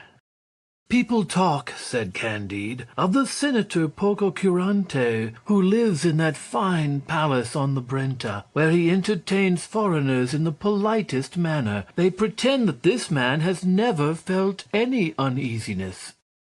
"I should be glad to see such a rarity," said Martin. Candide immediately sent to ask the Lord Pococurante permission to wait upon him the next day. Chapter 25. The Visit to Lord Pococurante, a Noble Venetian. Candide and Martin went in a gondola on the Brenta, and arrived at the palace of the noble Signor Pococurante. The gardens, laid out with taste, were adorned with fine marble statues. The palace was beautifully built. The master of the house was a man of 60, and very rich. He received the two travelers with polite indifference, which put Candide a little out of countenance, but was not at all disagreeable to Martin. First, two pretty girls, very neatly dressed, served them with chocolate, which was frothed exceedingly well. Candide could not refrain from commending their beauty, grace, and address. "They are good enough creatures," said the senator. "I make them lie with me sometimes, for I am very tired of the ladies of the town, of their coquetries, of their jealousies, of their quarrels, of their humors, of their pettinesses, of their prides, of their follies, and of the sonnets which one must make, or have made, for them. But after all, these two girls begin to weary me." After breakfast, Candide, walking into a long gallery, was surprised by the beautiful pictures. He asked by what master were the two first. "They are by Raphael," said the senator. "I bought them at a great price, out of vanity, some years ago. They are said to be the finest things in Italy, but they do not please me at all. The colors are too dark, the figures are not sufficiently rounded, nor in good relief. The draperies in no way resemble stuffs. In a word, whatever may be said, I do not find there a true imitation of nature. I only care for a picture when I think I see nature itself, and there are none of this sort. I have a great many pictures, but I prize them very little." While they were waiting for dinner, Pococurante ordered a concert. Candide found the music delicious. "This noise," said the senator, "may amuse one for half an hour, but if it were to last longer it would grow tiresome to everybody, though they durst not own it. Music today is only the art of executing difficult things, and that which is only difficult cannot please long. Perhaps I should be fonder of the opera if they had not found the secret of making of it a monster which shocks me. Let who will go to see bad tragedy set to music, where the scenes are contrived for no other end than to introduce 2 or 3 songs, ridiculously out of place, to show off an actress's voice. Let who will, or who can, die away with pleasure at the sight of a eunuch quavering the rule of Caesar or of Cato, and strutting awkwardly upon the stage. For my part, I have long since renounced those paltry entertainments which constitute the glory of modern Italy, and are purchased so dearly by sovereigns." Candide disputed the point a little, but with discretion. Martin was entirely of the senator's opinion. They sat down to table, and after an excellent dinner they went into the library. Candide, seeing a Homer magnificently bound, commended the virtuoso on his good taste. "There," said he, "is a book that was once the delight of the great Pangloss, the best philosopher in Germany." "It is not mine," answered Pococurante coolly. "They used at one time to make me believe that I took a pleasure in reading him. But what continual repetition of battles so extremely like one another, those gods that are always active without doing anything decisive, that Helen who is the cause of the war, and who yet scarcely appears in the piece, that Troy so long besieged without being taken, all these together caused me great weariness. I have sometimes asked learned men whether they were not as weary as I of that work. Those who were sincere have owned to me that the poem made them fall asleep. Yet it was necessary to have it in their library as a monument of antiquity, or like those rusty medals which are no longer of use in commerce." "But your Excellency does not think thus of Virgil," said Candide. "I grant," said the senator, "that the 2nd, 4th, and 6th books of his Aeneid are excellent. But as for his pious Aeneas, his strong Cloanthus, his friend Achates, his little Asinius, his silly King Latinus, his bourgeois Amata, his insipid Lavinia, I think there can be nothing more flat and disagreeable. I prefer Tasso a good deal, or even the soporific tales of Ariosto. May I presume to ask you, sir, said Candide, whether you do not receive a great deal of pleasure from reading Horace? There are maxims in this writer, answered Pococurante, from which a man of the world may reap great benefit, and being written in energetic verse, they are more easily impressed upon the memory. But I care little for this journey to Brundusium, and his account of a bad dinner, or of his low quarrel between one Rupilius, whose words, he says, were full of poisonous filth, and another whose language was imbued with vinegar. I have read with much distaste his indelicate verses against old women and witches, nor do I see any merit in telling his friend Maecenas that if he will but rank him in the choir of lyric poets, his lofty head shall touch the stars. Fools admire everything in an author of reputation. For my part, I read only to please myself. I like only that which serves my purpose. Candide, having been educated never to judge for himself, was much surprised at what he heard. Martin found there was a good deal of reason in Pococurante's remarks. "Oh, here is Cicero," said Candide. "Here is the great man whom I fancy you are never tired of reading." "I never read him," replied the Venetian.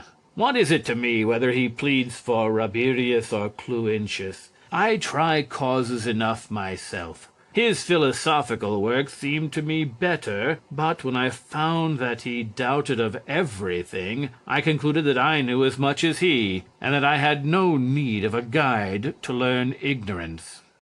"Ha! Here are 80 volumes of the Academy of Sciences," cried Martin. "Perhaps there is something valuable in this collection." "There might be," said Pococurante, "if only one of those rakers of rubbish had shown how to make pins. But in all these volumes there is nothing but chimerical systems, and not a single useful thing." "And what dramatic works I see here," said Candide, "in Italian, Spanish, and French." "Yes," replied the senator, "there are 3,000, and not 36 of them good for anything. As to those collections of sermons, which altogether are not worth a single page of Seneca, and those huge volumes of theology, you may well imagine that neither I nor anyone else ever opens them." Martin saw some shelves filled with English books. "I have a notion," said he, "that a republican must be greatly pleased with most of these books, which are written with a spirit of freedom." "Yes," answered Pococurante, "it is noble to write as one thinks. This is the privilege of humanity. In all our Italy we write only what we do not think. Those who inhabit the country of the Caesars and the Antoninuses dare not acquire a single idea without the permission of a Dominican friar. I should be pleased with the liberty which inspires the English genius, if passion and party spirit did not corrupt all that is estimable in this precious liberty." Candide, observing a Milton, asked whether he did not look upon this author as a great man.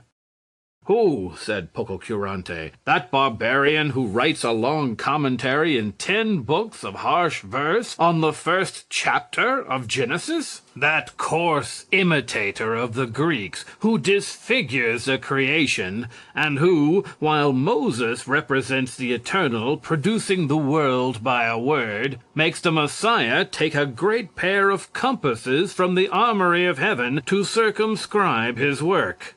How can I have any esteem for a writer who has spoiled Tasso's hell and the devil, who transforms Lucifer sometimes into a toad and other times into a pygmy, who makes him repeat the same things 100 times, who makes him dispute on theology, who, by a serious imitation of Ariosto's comic invention of firearms, represents the devil's cannonading in heaven? Neither I nor any man in Italy could take pleasure in those melancholy extravagances. And the marriage of sin and death, and the snakes brought forth by sin, are enough to turn the stomach of any one with the least taste, and his long description of a pest house is good only for a grave digger. This obscure, whimsical, and disagreeable poem was despised upon its first publication, and I only treat it now as it was treated in its own country by contemporaries. For the matter of that, I say what I think, and I care very little whether others think as I do." Candide was grieved at this speech, for he had a respect for Homer and was fond of Milton. "Alas," said he softly to Martin, "I am afraid that this man holds our German poets in very great contempt." "There would not be much harm in that," said Martin. "Oh, what a superior man!" said Candide below his breath. "What a great genius is this Pococurante! Nothing can please him." After their survey of the library, they went down into the garden, where Candide praised its several beauties. "I know of nothing in so bad a taste," said the master. "All you see here is merely trifling. After tomorrow I will have it planted with a nobler design." "Well," said Candide to Martin, when they had taken their leave, "you will agree that this is the happiest of mortals, for he is above everything he possesses." "But do you not see," answered Martin, "that he is disgusted with all he possesses? Plato observed a long while ago that those stomachs are not the best that reject all sorts of food." "But is there not a pleasure," said Candide, "in criticizing everything, in pointing out faults where others see nothing but beauties?" "That is to say," replied Martin, "that there is some pleasure in having no pleasure."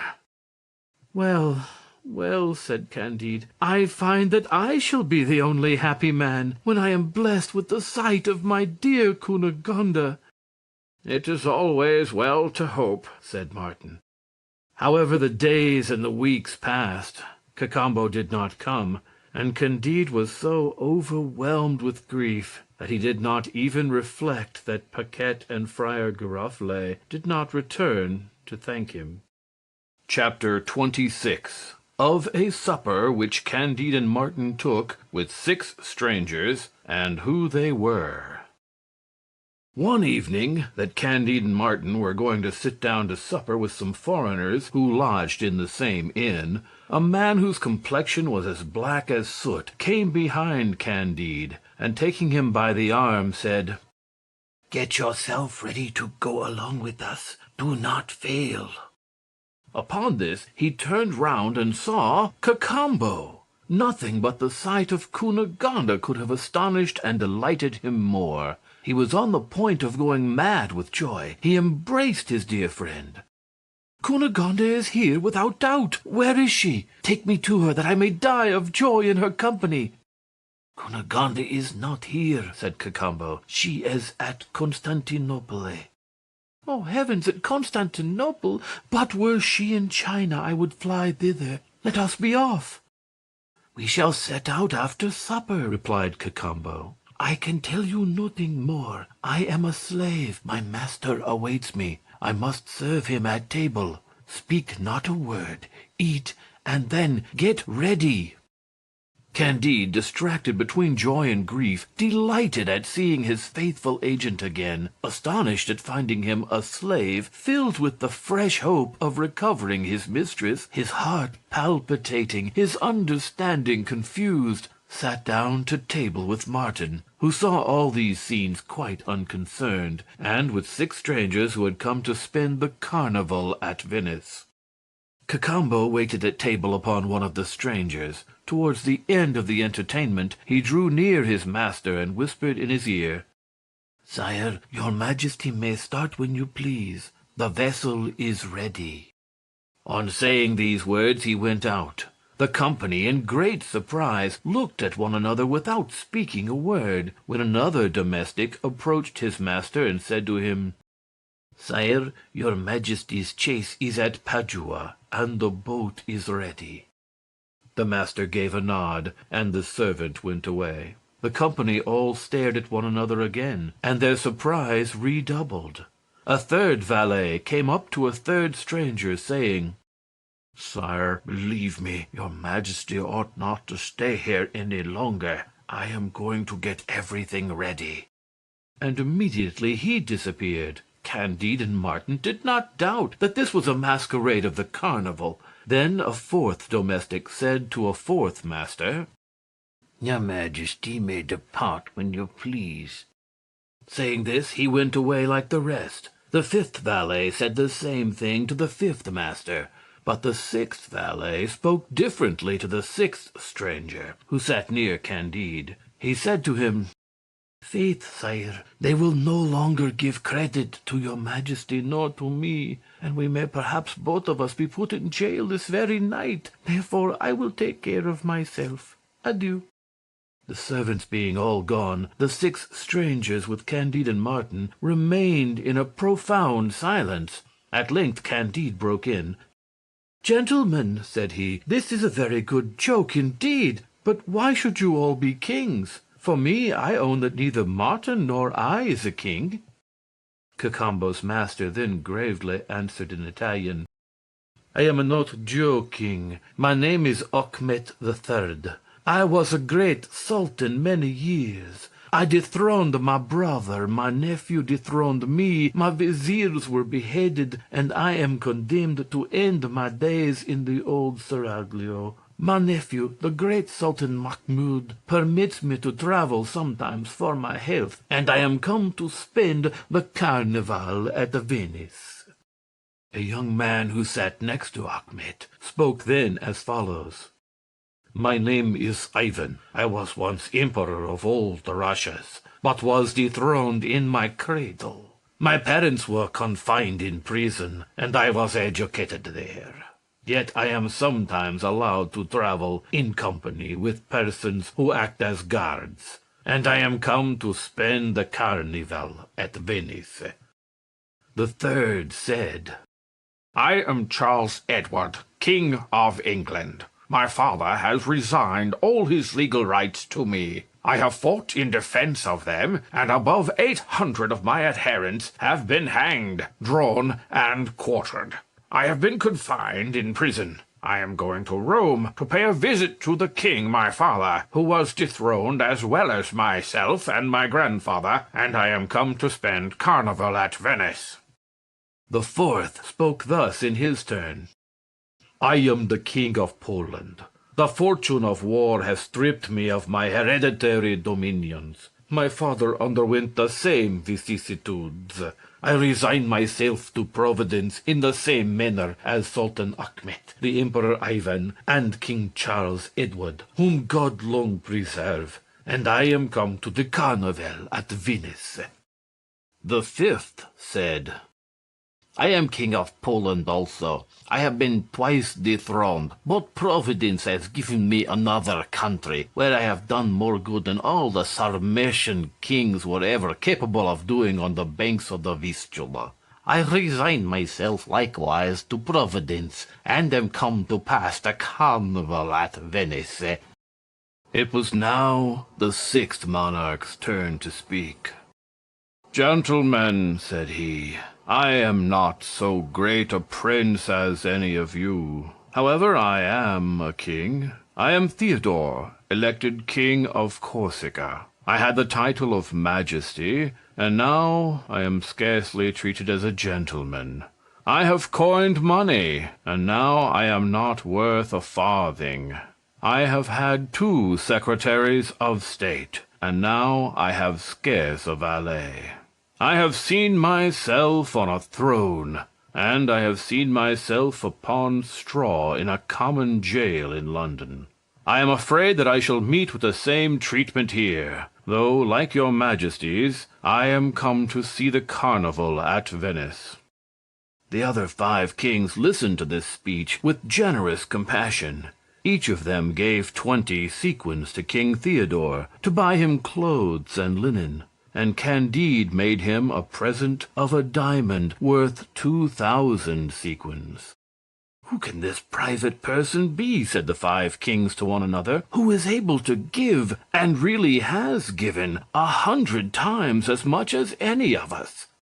Just as they rose from the table, in came 4 serene highnesses who had also been stripped of their territories by the fortune of war, and were come to spend the carnival at Venice. But Candide paid no regard to these newcomers. His thoughts were entirely employed on his voyage to Constantinople in search of his beloved Cunegonde. Chapter 27. Candide's Voyage to Constantinople. The faithful Cacambo had already prevailed upon the Turkish skipper, who was to conduct the Sultan Achmet to Constantinople, to receive Candide and Martin on his ship. They both embarked after having made their obeisance to his miserable highness. "You see," said Candide to Martin on the way, "we supped with 6 dethroned kings, and of those 6 there was one to whom I gave charity. Perhaps there are many other princes yet more unfortunate. For my part, I have only lost 100 sheep, and now I am flying into Cunegonde's arms.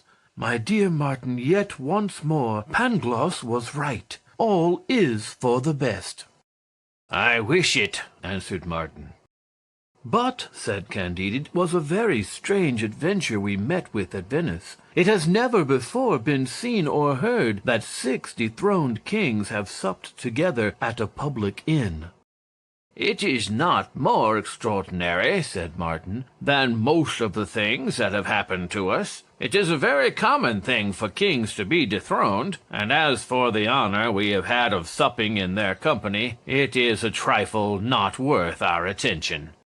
No sooner had Candide got on board the vessel than he flew to his old valet and friend Cacambo, and tenderly embraced him. "Well," said he, "what news of Cunegonde? Is she still a prodigy of beauty? Does she love me still? How is she? Thou hast doubtless bought her a palace at Constantinople." "My dear master," answered Cacambo, "Cunegonde washes dishes on the banks of the Propontis in the service of a prince who has very few dishes to wash. She is a slave in the family of an ancient sovereign named Ragotsky, to whom the Grand Turk allows 3 crowns a day in his exile. But what is worse still is that she has lost her beauty and has become horribly ugly." "Well, handsome or ugly," replied Candide, "I am a man of honor, and it is my duty to love her still. But how came she to be reduced to so abject a state with the 5 or 6 millions that you took to her?" "Ah," said Cacambo, "was I not to give 2 millions to Signor Don Fernando de Ibarra y Figueroa y Mascarenes y Lampourdos y Sousa, governor of Buenos Aires, for permitting Miss Cunegonde to come away? And did not a corsair bravely rob us of all the rest? Did not this corsair carry us to Cape Matapan, to Milo, to Nicaria, to Samos, to Petra, to the Dardanelles, to Marmora, to Scutari? Cunegonde and the old woman serve the prince I now mention to you, and I am slave to the dethroned Sultan." "What a series of shocking calamities!" cried Candide. "But after all, I have some diamonds left, and I may easily pay Cunegonde's ransom. Yet it is a pity that she is grown so ugly." Then, turning towards Martin, "Who do you think," said he, "is most to be pitied, the Sultan Achmet, the Emperor Ivan, King Charles Edward, or I?" "How should I know?" answered Martin. "I must see into your hearts to be able to tell." "Ah," said Candide, "if Pangloss were here, he could tell." "I know not," said Martin, "in what sort of scales your Pangloss would weigh the misfortunes of mankind, and set a just estimate on their sorrows. All that I can presume to say is, that there are millions of people upon earth who have 100 times more to complain of than King Charles Edward, the Emperor Ivan, or the Sultan Achmet." "That may well be," said Candide. In a few days they reached the Bosphorus, and Candide began by paying a very high ransom for Cacambo. Then, without losing time, he and his companions went on board a galley in order to search on the banks of the Propontis for his Cunegonde, however ugly she might have become. Among the crew there were 2 slaves who rowed very badly, and to whose bare shoulders the Levantine captain would now and then apply blows from a bull's pizzle. Candide, from a natural impulse, looked at these 2 slaves more attentively than at the other oarsmen, and approached them with pity. Their features, though greatly disfigured, had a slight resemblance to those of Pangloss and the unhappy Jesuit and Westphalian baron, brother to Miss Cunegonde. This moved and saddened him. He looked at them still more attentively. "Indeed," said he to Cacambo, "if I had not seen Master Pangloss hanged, and if I had not had the misfortune to kill the baron, I should think it was they that were rowing." At the names of the baron and of Pangloss, the 2 galley slaves uttered a loud cry, held fast by the seat, and let drop their oars. The captain ran up to them and redoubled his blows with the bull's pizzle. "Stop, stop, sir!" cried Candide. "I will give you what money you please." "What? It is Candide!" said one of the slaves. "What? It is Candide!" said the other. "Do I dream?" cried Candide, "or am I awake? Or am I on board a galley? Is this the baron whom I killed? Is this Master Pangloss whom I saw hanged?" "It is we," answered they. "Well, is this the great philosopher?" said Martin. "Ah, captain," said Candide, "what ransom will you take for Monsieur de Thunder-Tin-Tronckh, one of the first barons of the empire, and for Monsieur Pangloss, the profoundest metaphysician in Germany?" "Dog of a Christian," answered the Levantine captain, "since these 2 dogs of Christian slaves are barons and metaphysicians, which I doubt not are high dignities in their country, you shall give me 50,000 sequins." "You shall have them, sir. Carry me back at once to Constantinople, and you shall receive the money directly. But no, carry me first to Miss Cunegonde." Upon the first proposal made by Candide, however, the Levantine captain had already tacked about, and made the crew ply their oars quicker than a bird cleaves the air.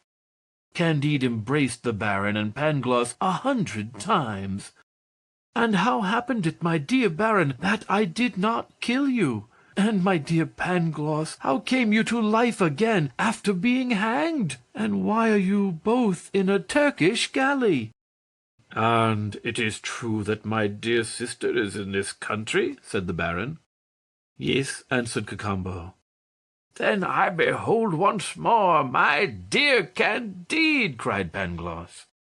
Candide presented Martin and Cacambo to them. They embraced each other, and all spoke at once. The galley flew. They were already in the port. Instantly Candide sent for a Jew, to whom he sold for 50,000 sequins a diamond worth 100,000, though the fellow swore to him by Abraham that he could give him no more. He immediately paid the ransom for the baron and Pangloss. The latter threw himself at the feet of his deliverer, and bathed them with his tears. The former thanked him with a nod, and promised to return him the money on the first opportunity. "But it is indeed possible that my sister can be in Turkey?" said he. "Nothing is more possible," said Cacambo, "since she scours the dishes in the service of a Transylvanian prince." Candide sent directly for 2 Jews, and sold them some more diamonds, and then they all set out together in another galley to deliver Cunegonde from slavery. Chapter 28. What happened to Candide, Cunegonde, Pangloss, Martin, etc.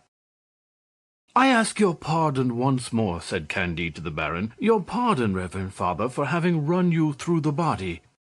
"Say no more about it," answered the baron. "I was a little too hasty, I own. But since you wish to know by what fatality I came to be a galley slave, I will inform you.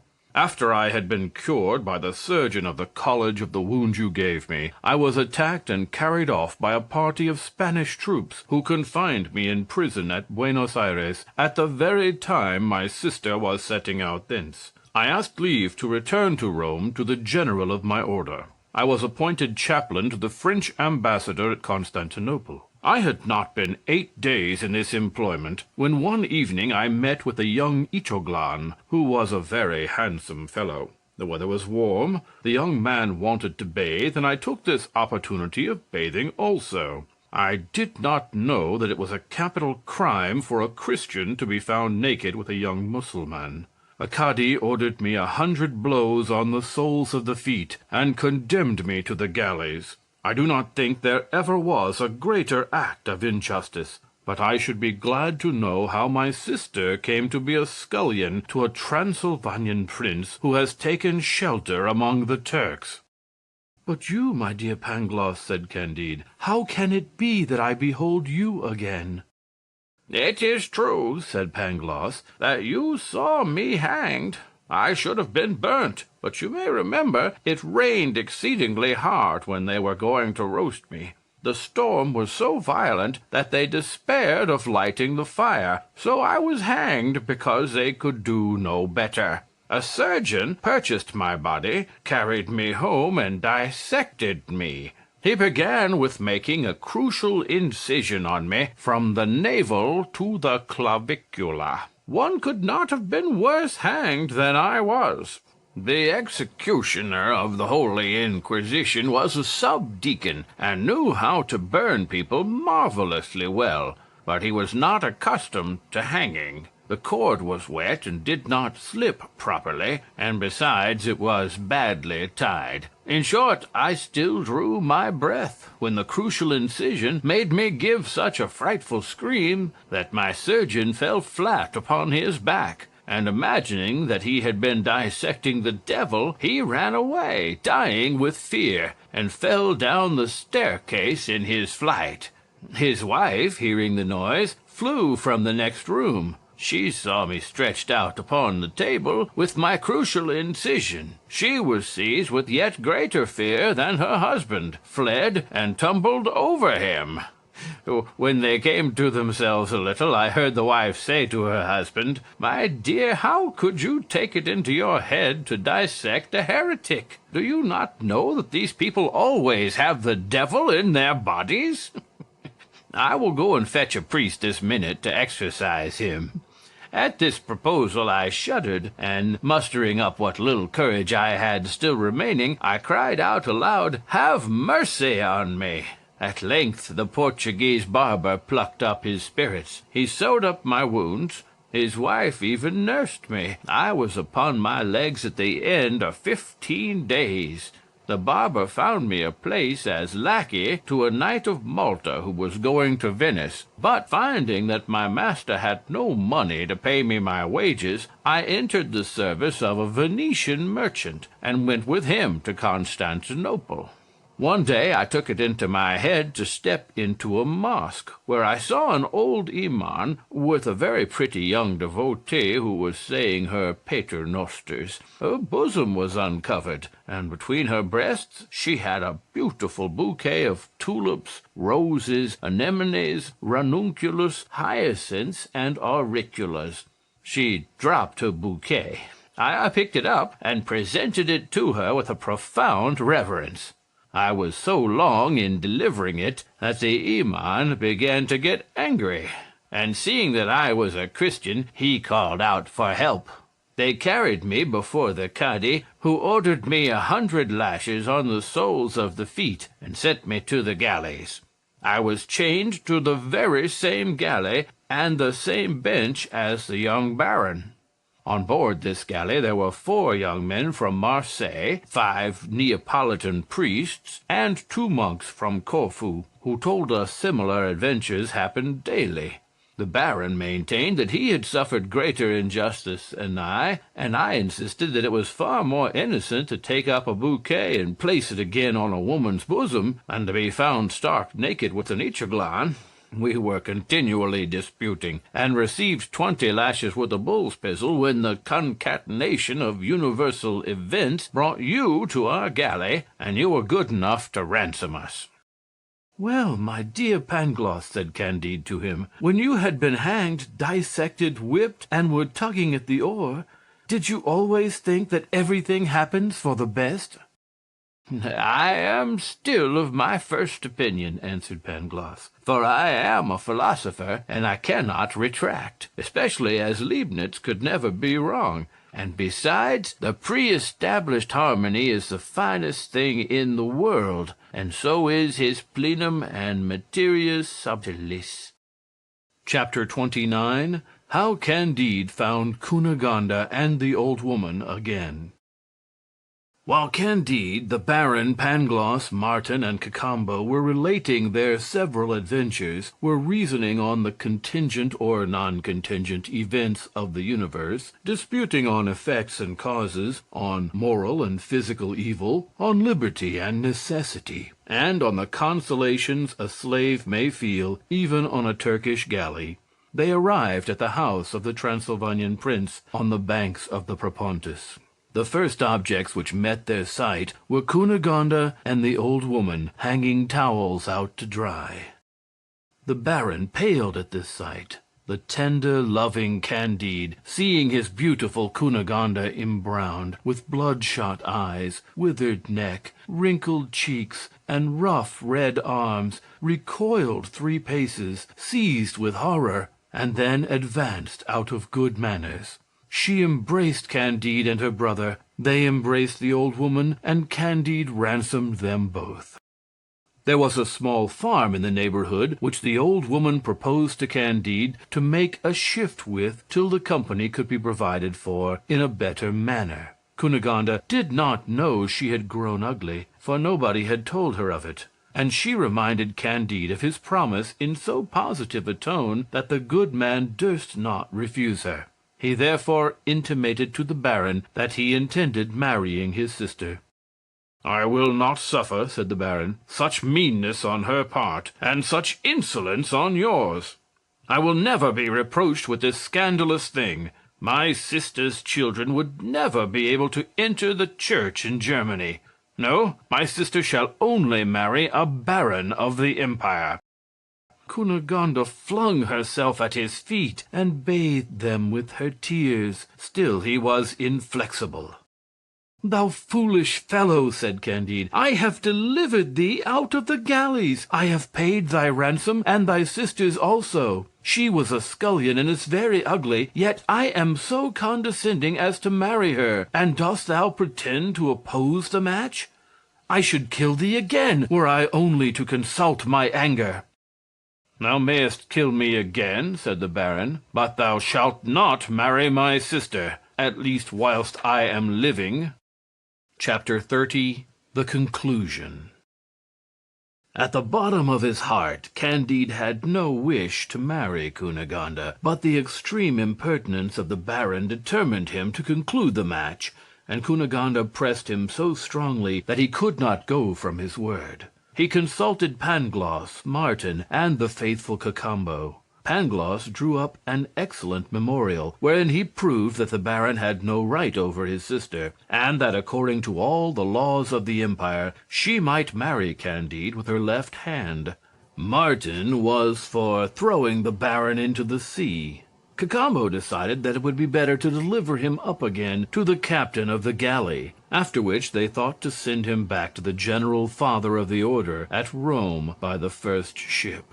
This advice was well received. The old woman approved it. They said not a word to his sister. The thing was executed for a little money, and they had the double pleasure of entrapping a Jesuit and punishing the pride of a German baron.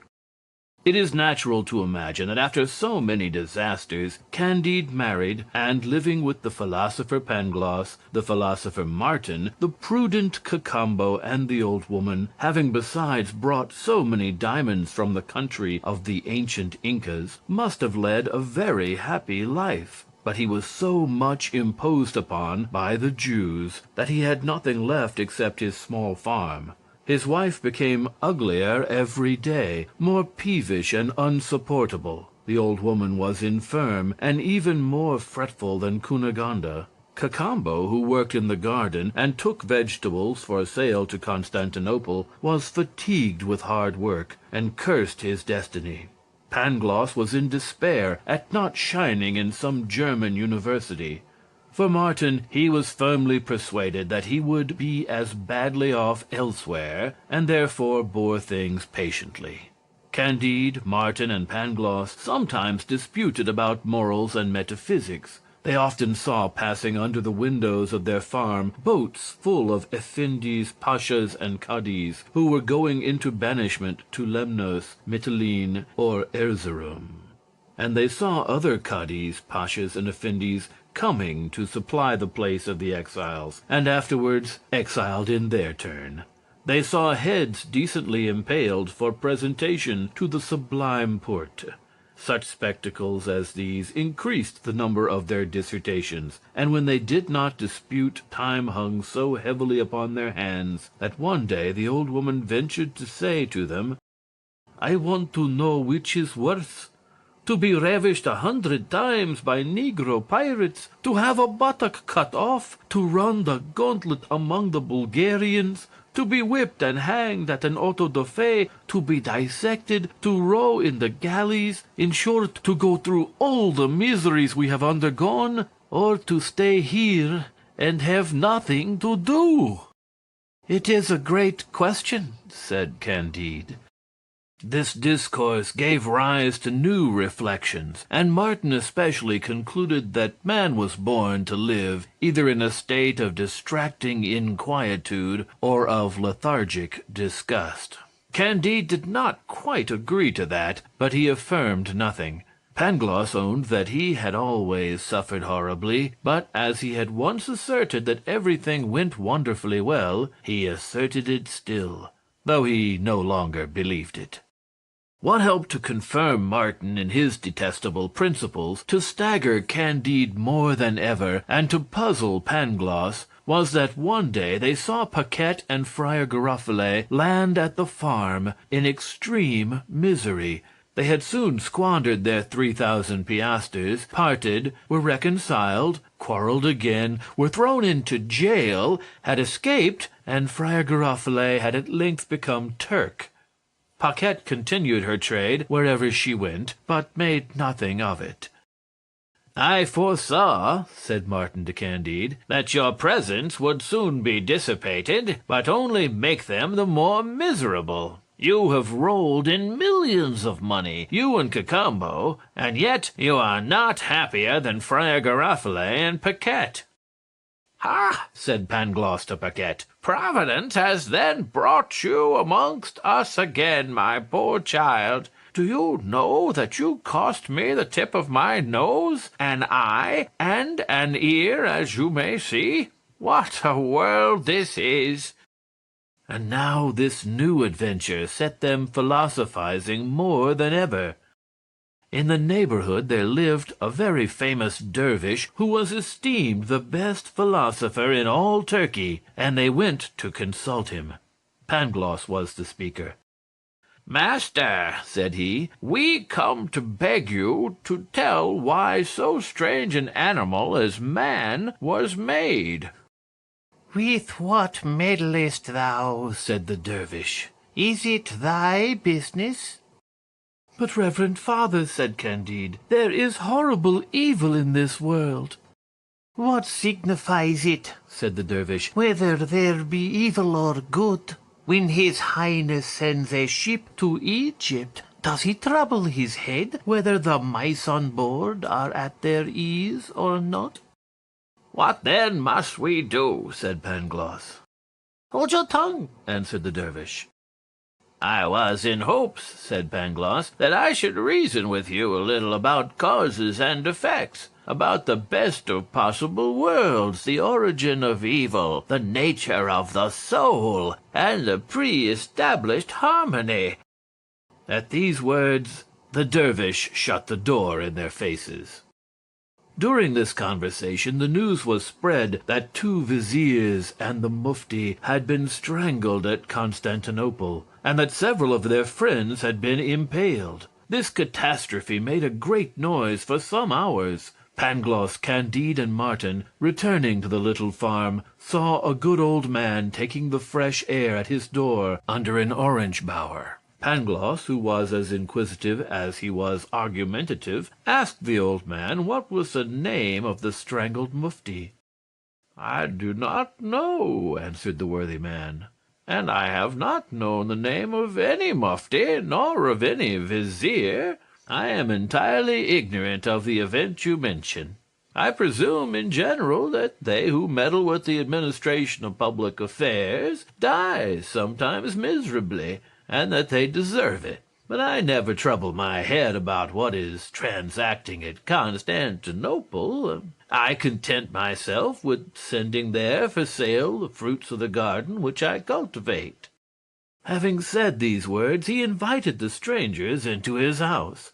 His 2 sons and 2 daughters presented them with several sorts of sherbet, which they made themselves, with kaimak enriched with the candied peel of citrons, with oranges, lemons, pineapples, pistachio nuts, and mocha coffee, unadulterated with the bad coffee of Batavia or the American islands.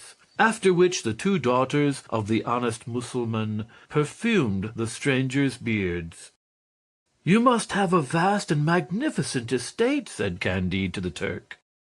"I have only 20 acres," replied the man. "I and my children cultivate them. Our labor preserves us from 3 great evils: weariness, vice, and want." Candide, on his way home, made profound reflections on the old man's conversation. "This honest Turk," said he to Pangloss and Martin, "seems to be in a situation far preferable to that of the 6 kings with whom we had the honor of supping." "Grandeur," said Pangloss, "is extremely dangerous, according to the testimony of philosophers. For, in short, Eglon, king of Moab, was assassinated by Ehud.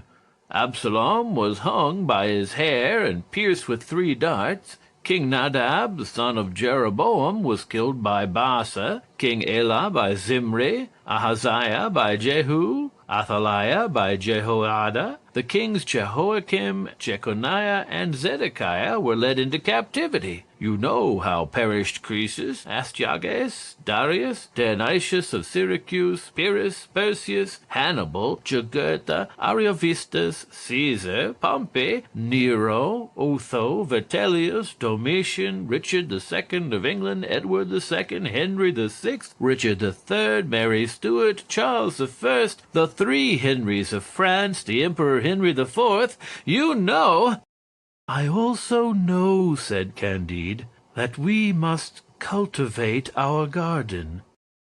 "You are right," said Pangloss. "For when man was first placed in the Garden of Eden, he was put there ut operaretur eum, that he might cultivate it, which shows that man was not born to be idle."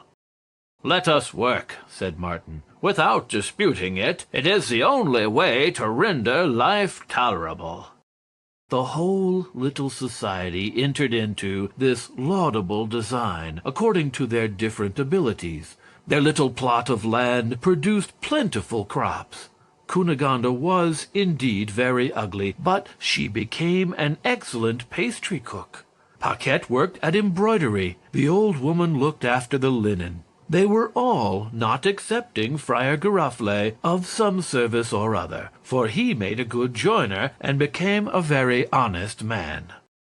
Pangloss sometimes said to Candide, "There is a concatenation of events in this best of all possible worlds, for if you had not been kicked out of a magnificent castle for love of Miss Cunegonde, if you had not been put into the Inquisition, if you had not walked over America, if you had not stabbed the Baron, if you had not lost all your sheep from the fine country of El Dorado, you would not be here eating preserved citrons and pistachio nuts."